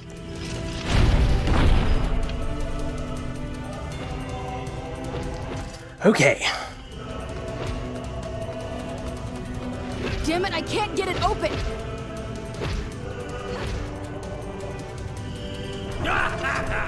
Oh, you pissed her off now! Maybe you shouldn't have killed her friends. Look at her. So full of story. She's just like you, sunshine. Like you're any different.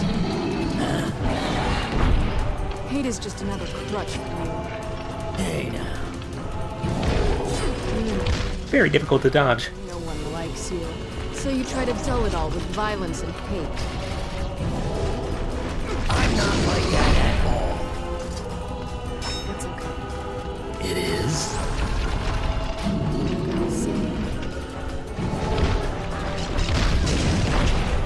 But just realizing that isn't going to help.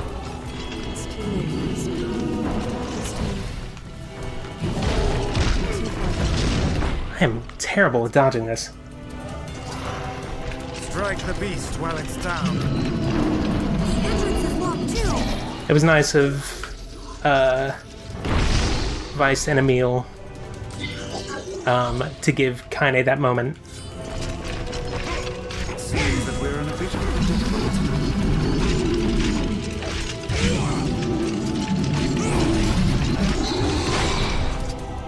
Okay.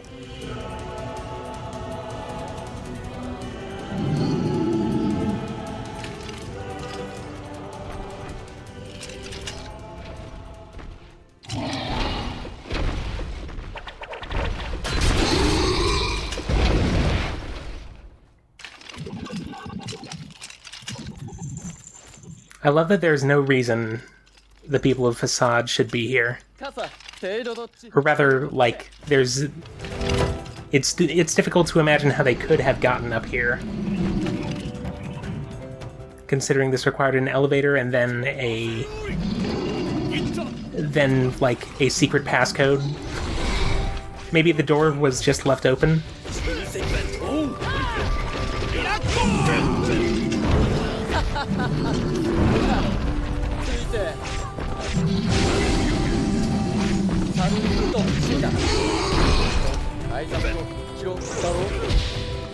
You are correct.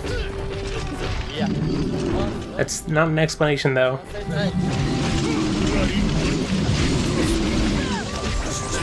He was just asking, no, but how? How'd you do it? Could you have done this at any time?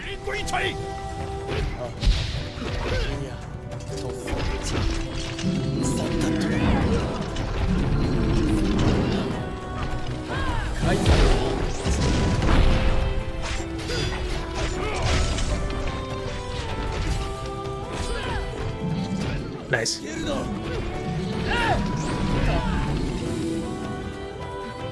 Hey, stop! Let me go! Stop it! King! 後であれくらさあこ No! Open the door! You can't fight them on your own! サラゆうくく大田沖アルタイウト来るとこしいる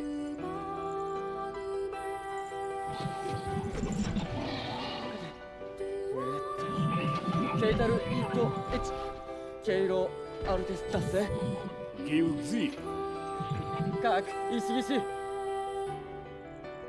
真鍮カレウタ改ざんテーラスあんたアラターテ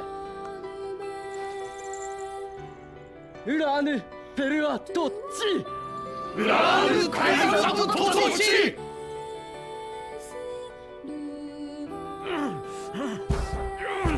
Open the damn door! Come on, let's go. Kaine. He's fighting for you, and for Fira. Don't let him die from that. Just as they progress through the dungeon, Kaine aggresses against NieR in more and more brutal and physical ways.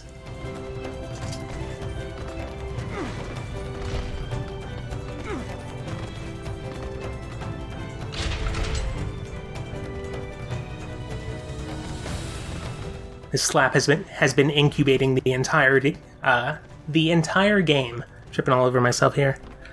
All right.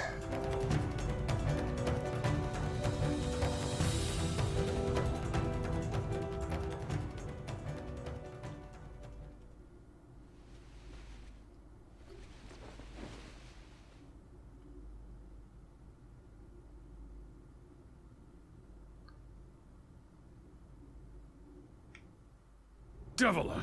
Popola! Oh, look. You made it. We've been waiting for so long. What the hell is going on? Just kinda breezing through this. Years ago, humanity. Yeah, Project Gestalt. Okay. Gestalt? Do you still not remember Grimoire Vice? Then let's give you a refresher. And so Vice just scans over these documents and goes, oh. Oh shit. Oh no. Vice! My mind. Devila, Popola, you are not human. Yeah, sometimes the truth can be a real bitch. All of us. Every person standing in this room. You lie. Nope, not this time. So then humans... I mean, the true humans... they're extinct? No, they still live on. Each shade is a twisted remnant of what was once a human being. Crazy, huh? Now let's skip the part where you stand there with your mouths agape and... Wait. Sorry, but we're gonna be needing that shell of yours. Please don't be angry with us. Under the command of the true humans, we live it. All right.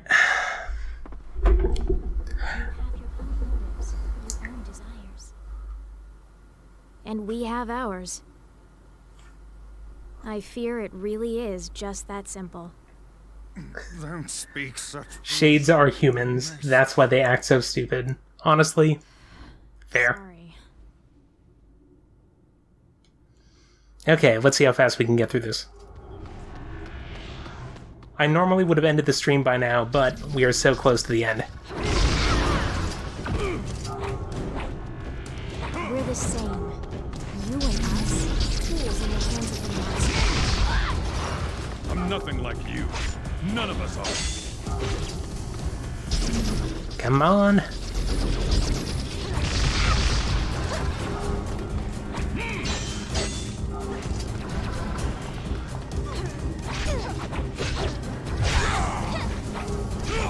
These shells they made for human souls to inhabit are especially spear-proof.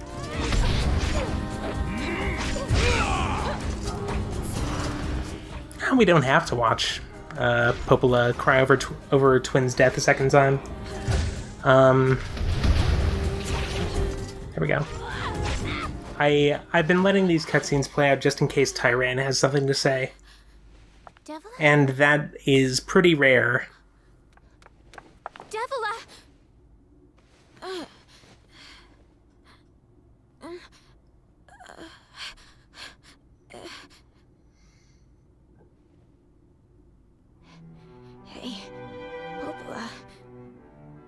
crying? No! Don't die!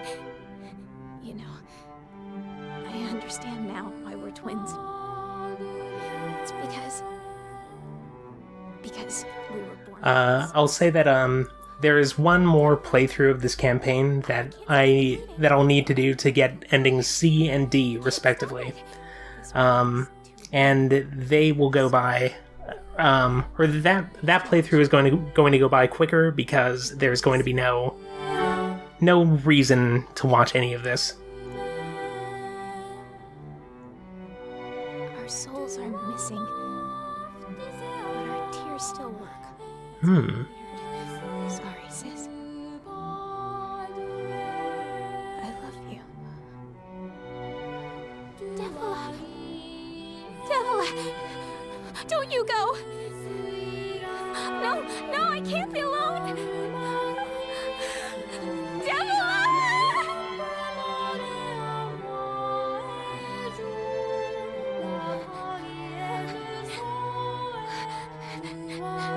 Popola.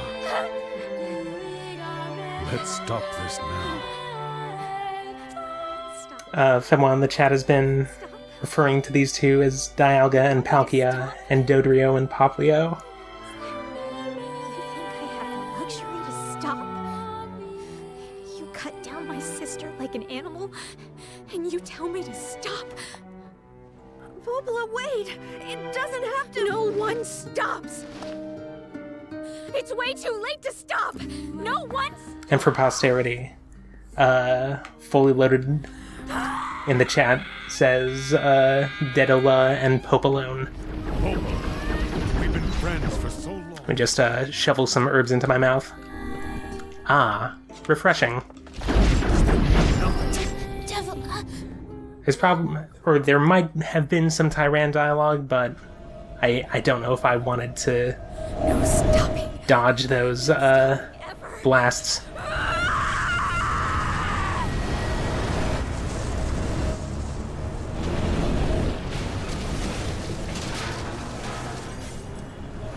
The bridge! Blast, we're trapped. I've got an idea. Quote-unquote trapped when there's a hallway right behind them. I suppose you could have done that there, though. I fear we're done for. It'll be all right.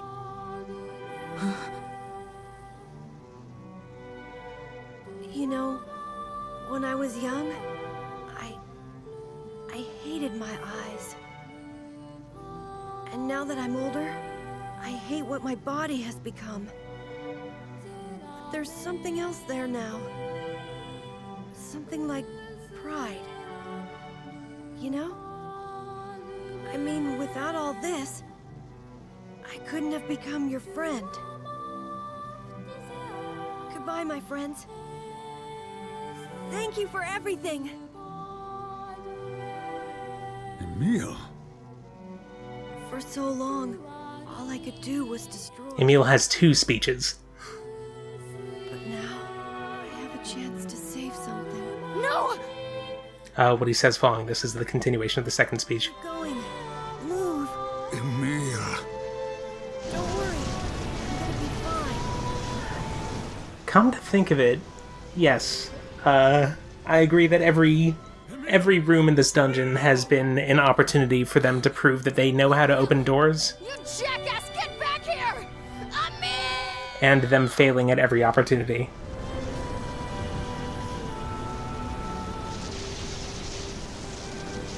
Oh dear. Kaine's so unstable. And Vice can't stop arguing with people. I hope they can hold it together once I'm gone. Maybe that's what distinguishes a replicant from a true human. They'll just have to learn. That the actual people know how to open doors. Maybe NieR was just completely lost in the dark until Vice showed him how.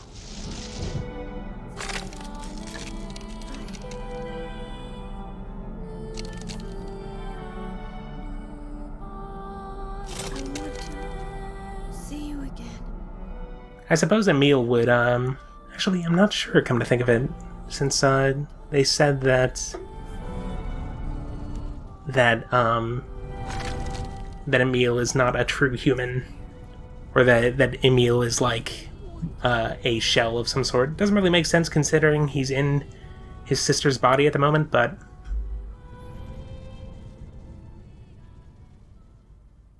anyway, great cutscene. Good to see it a second time.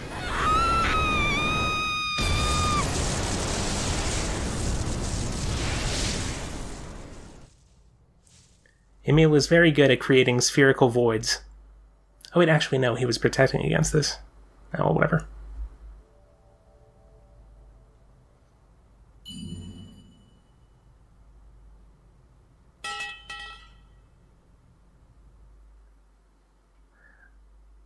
I can't remember if the staff clattering was part of the original cutscene.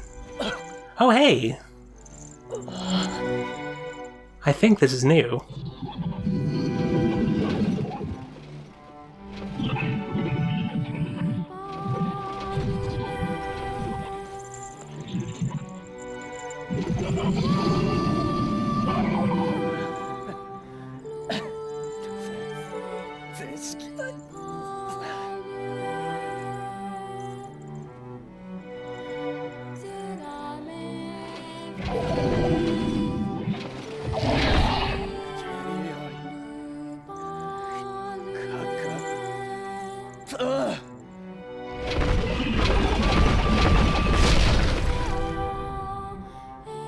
Just, I guess, hammer home the fact that the people of Facade were not expecting to make it out alive.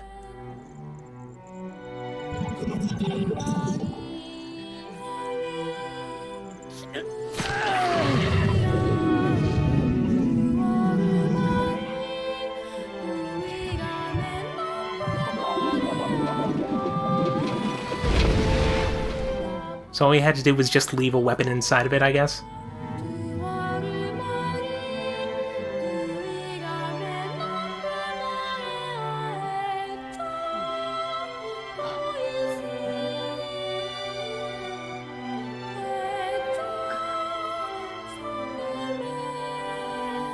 He's critically wounded in some non-specific way.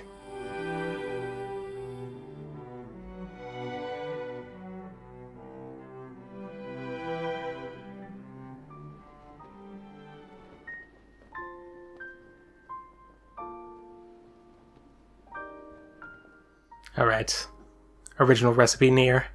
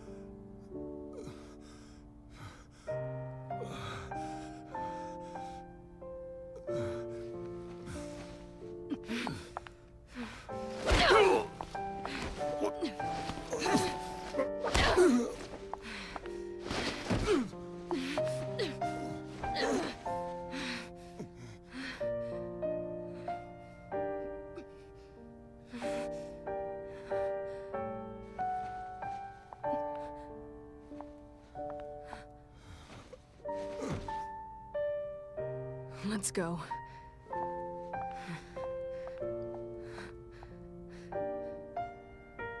Sure.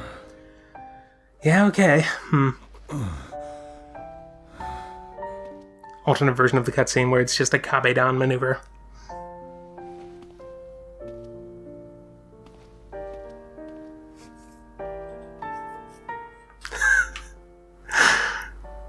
Fully loaded in the chat criticizing Kaine's ass. Alright.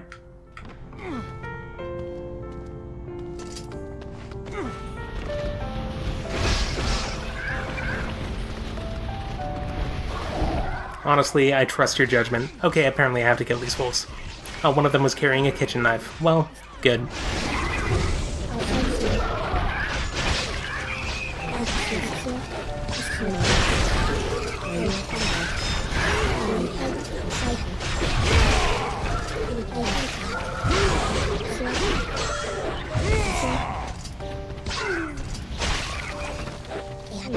There we go.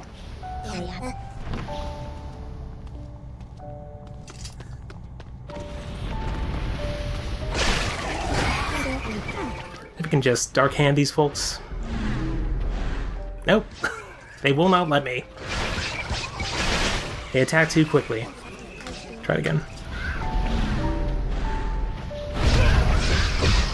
Oh, I was able to get one off, but who knows if it actually did anything.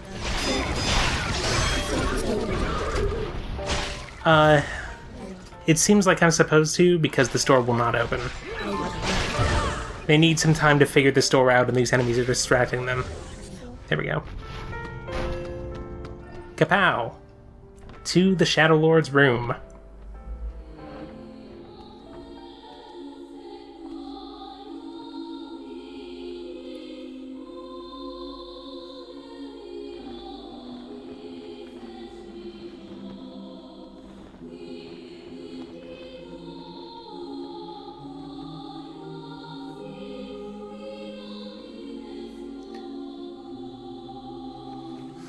The door's only open because, like, one enemy dies by falling into the door by chance every time.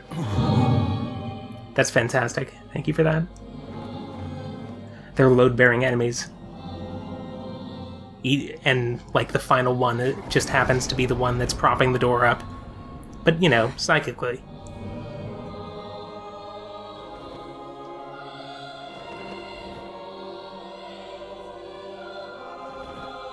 Alright. I'm gonna cape that flaps like wings. That'd be neat. I'm sure somebody's made that. I'll kill you. Strike hard. Hold nothing. Will do.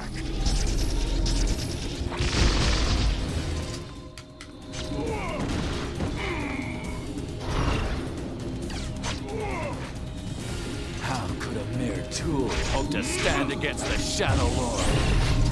Don't speak in such a manner, fool. I am nothing like you. Yep. It's coming!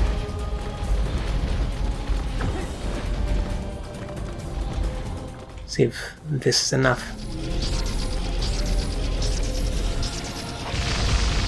I think it has a shield. Impossible!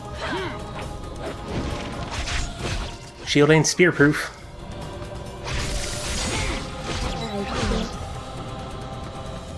Be careful! You too. Hey, Sunshine. There's something kinda weird happening in your heart. The hate is gone. The sadness is gone. It's just a bunch of white light now. Okay. Yeah, I don't know what's going on, but I don't like it. Kaine's heart is where Tyran hangs out. I think that was established in the text earlier.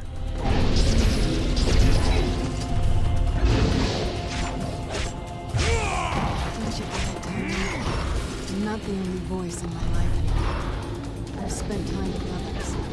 It's a nice time to have this moment. Yes, free. I know that. And he knows it too. But guess what? He still accepts me. He still forgives me.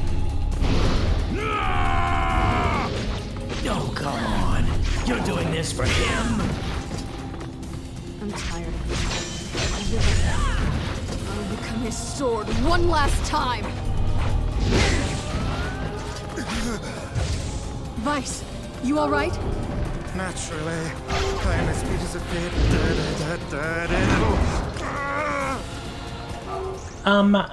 There was a segment earlier where Tyran comes out and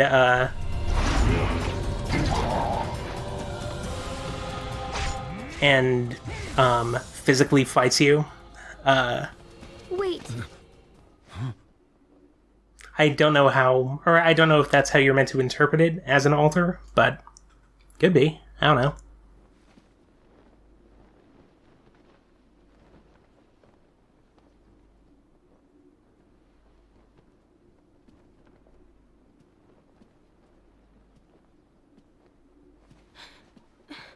Dad. Yona.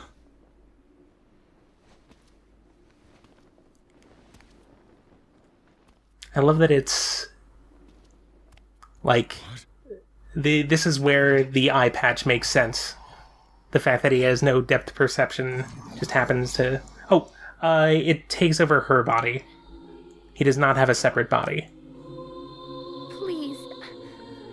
Part of the text earlier was when Kaine's grandma is killed, she ends up completely I don't want it. There's another girl inside. Nice. I can hear her. She keeps crying. She ends up becoming critically injured, and the Shade Tyran decides to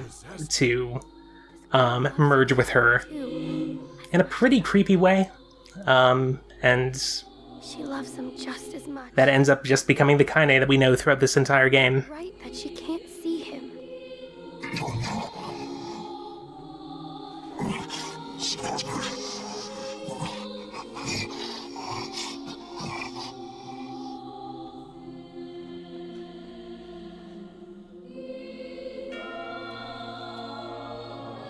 Are you Dad?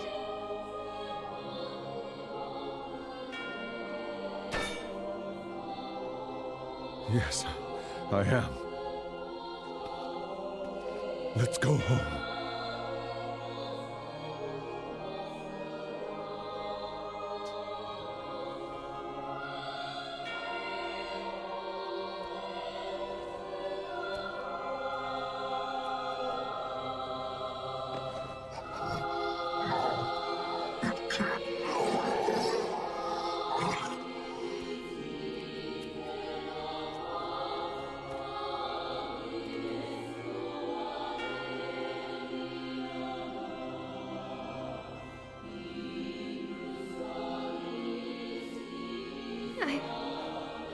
I'm sorry, Dad. I don't know what to... I'm so very sorry.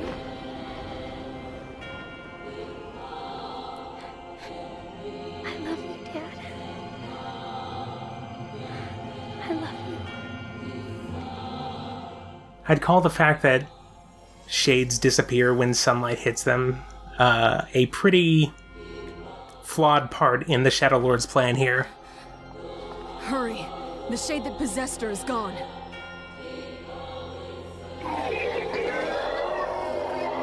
At least now we know he was saying no in this moment.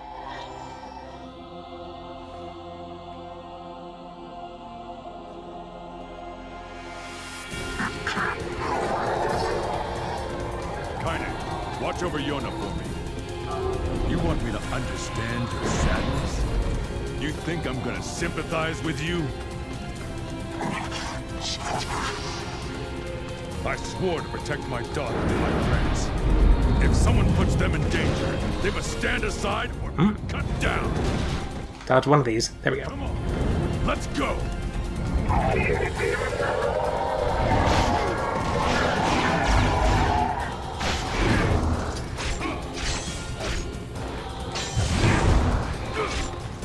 Nice. Alright, now Vice gets its moment.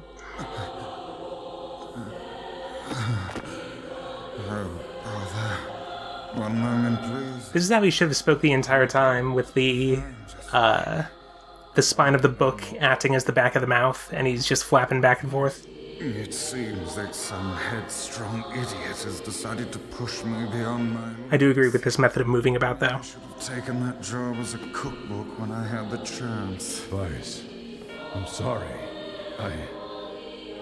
Only joking. I hate cookbooks. But... I Let's go out of the way. I have one final task to fulfill. Where are you going? Why, to stop him, of course. But after that, it's up to you. Only you can see this battle to its conclusion. I wish you luck. I like that Weiss makes that cookbook joke with the knowledge of what he's doing. You are an exceedingly stubborn man. You know that, don't you? Perhaps that's why I've so enjoyed our time together. But I fear this is where our journey ends. Weiss! Oh, and remember what I told you about using my full name? Well, forget it. I've grown rather fond of Weiss. Weiss. I knew you'd come around. Don't let it go to your head now.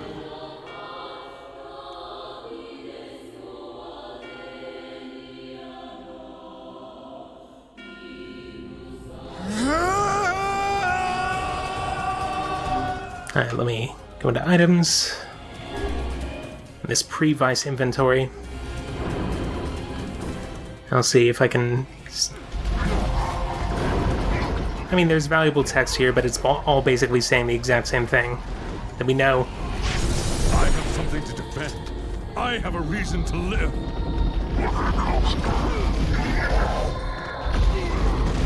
I'm doing great.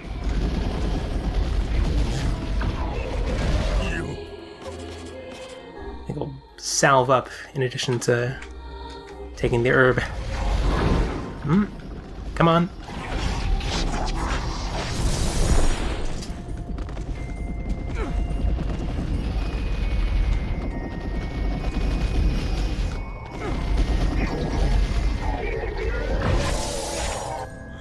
There we go. I wonder if Shadow Lord NieR has made any friends over the course of his 1300 years preparing for this moment.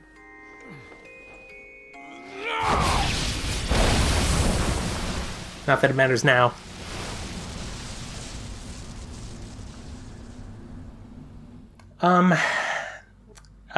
Shadow Lord NieR is not NieR's soul, but instead just the original version of him. Replicant NieR is a cloned body that just happened to develop consciousness, just like all the other clones.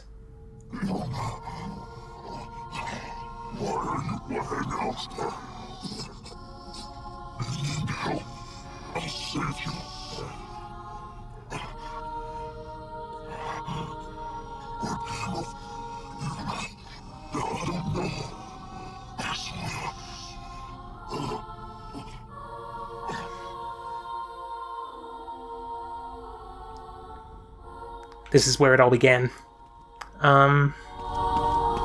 In a convenience store at 2040 AD, thereabouts.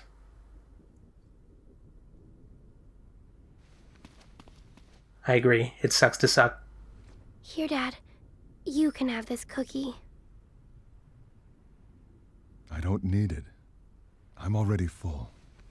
But that's what you said yesterday. You haven't been eating anything, have you?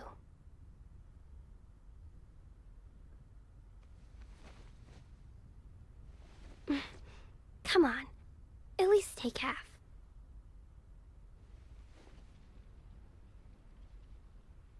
Thanks.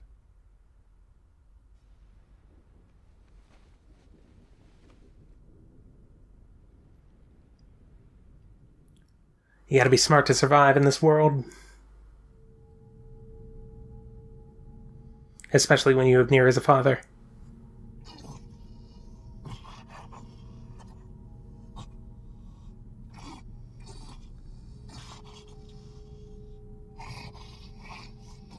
And then there's just this montage of all the lives we've taken.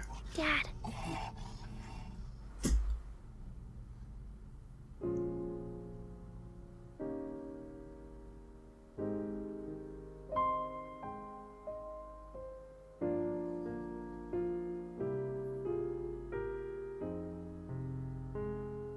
Thanks for always being there for me.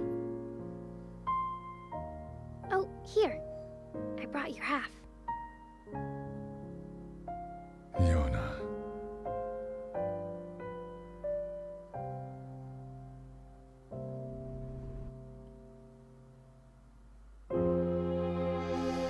Alright, so that's ending B. There was a post-credits thing, which I'd call pretty important, but let's see.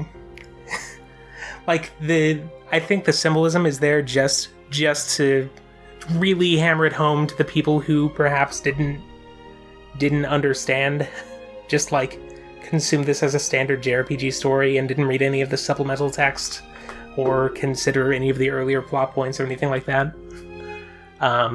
Which I think is honestly fair, considering how people generally consume video games. I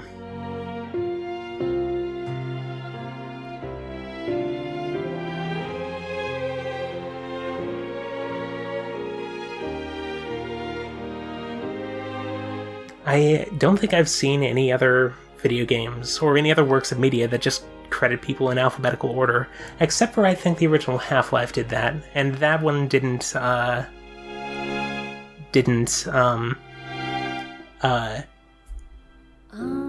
have many people working on it to begin with, or any roles next to the names. It was just saying, hey, Valve is full of these people.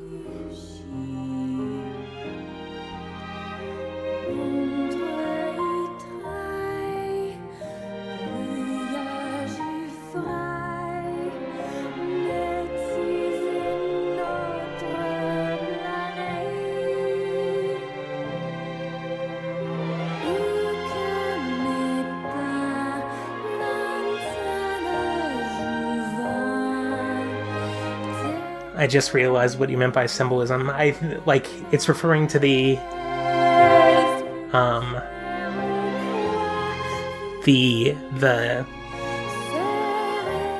other half of a person.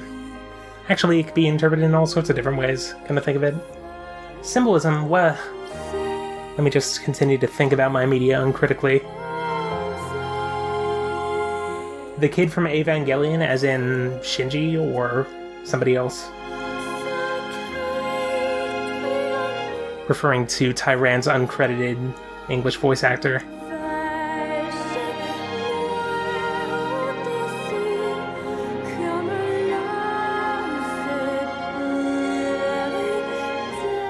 I also just realized that all the voice actors aren't,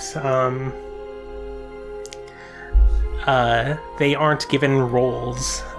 They're just listed as, hey, this person was a voice in this game. Hope you're good at recognizing them, I guess.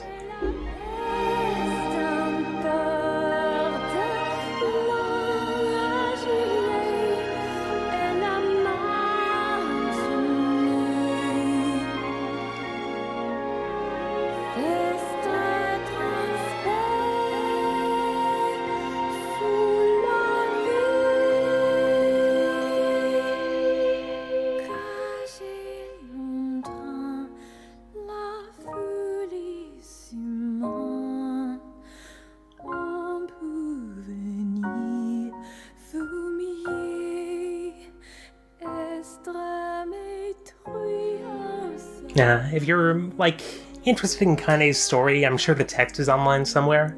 I did read the entire thing out loud, but I honestly, in retrospect, I view it as an obstacle toward experiencing the crunchy center of this video.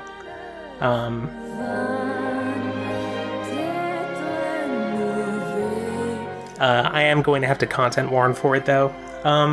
I don't think there are any, like, there's verbal abuse in it.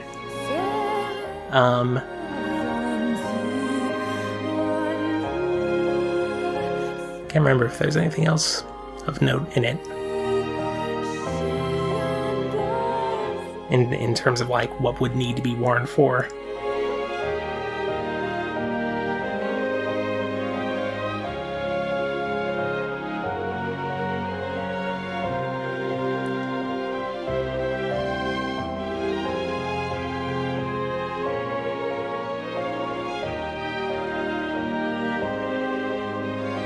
So let's see. Thinking about the remaining playthrough, I think at this point what I'm going to have to do is an incredibly long side quest stream or just a video about that.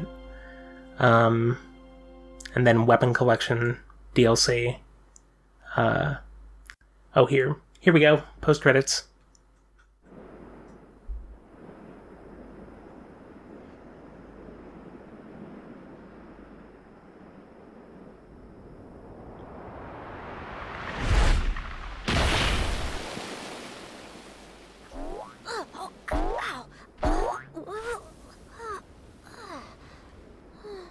Wow, that was crazy. I can't believe how well my sister's body holds up. Kinda hard to move when you're just ahead. I wonder where everybody is. I can't wait to see them again. But before that can happen, there's some stuff I gotta do first. Like finding a body. Or at least some legs. I sure hope Kaine and Vice haven't killed each other yet. I swear, you leave them alone for 1 minute. That's fantastic.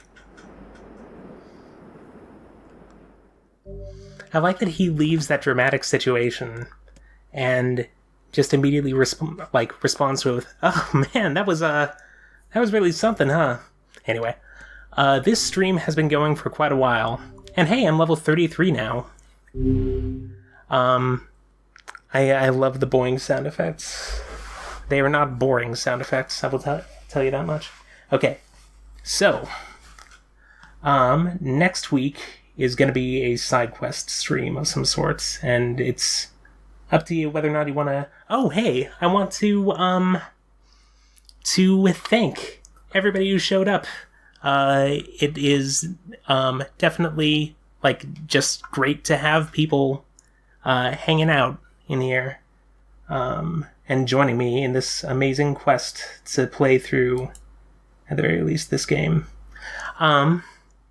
Alright, I'm gonna wait until this shows up and bid you adieu. Thanks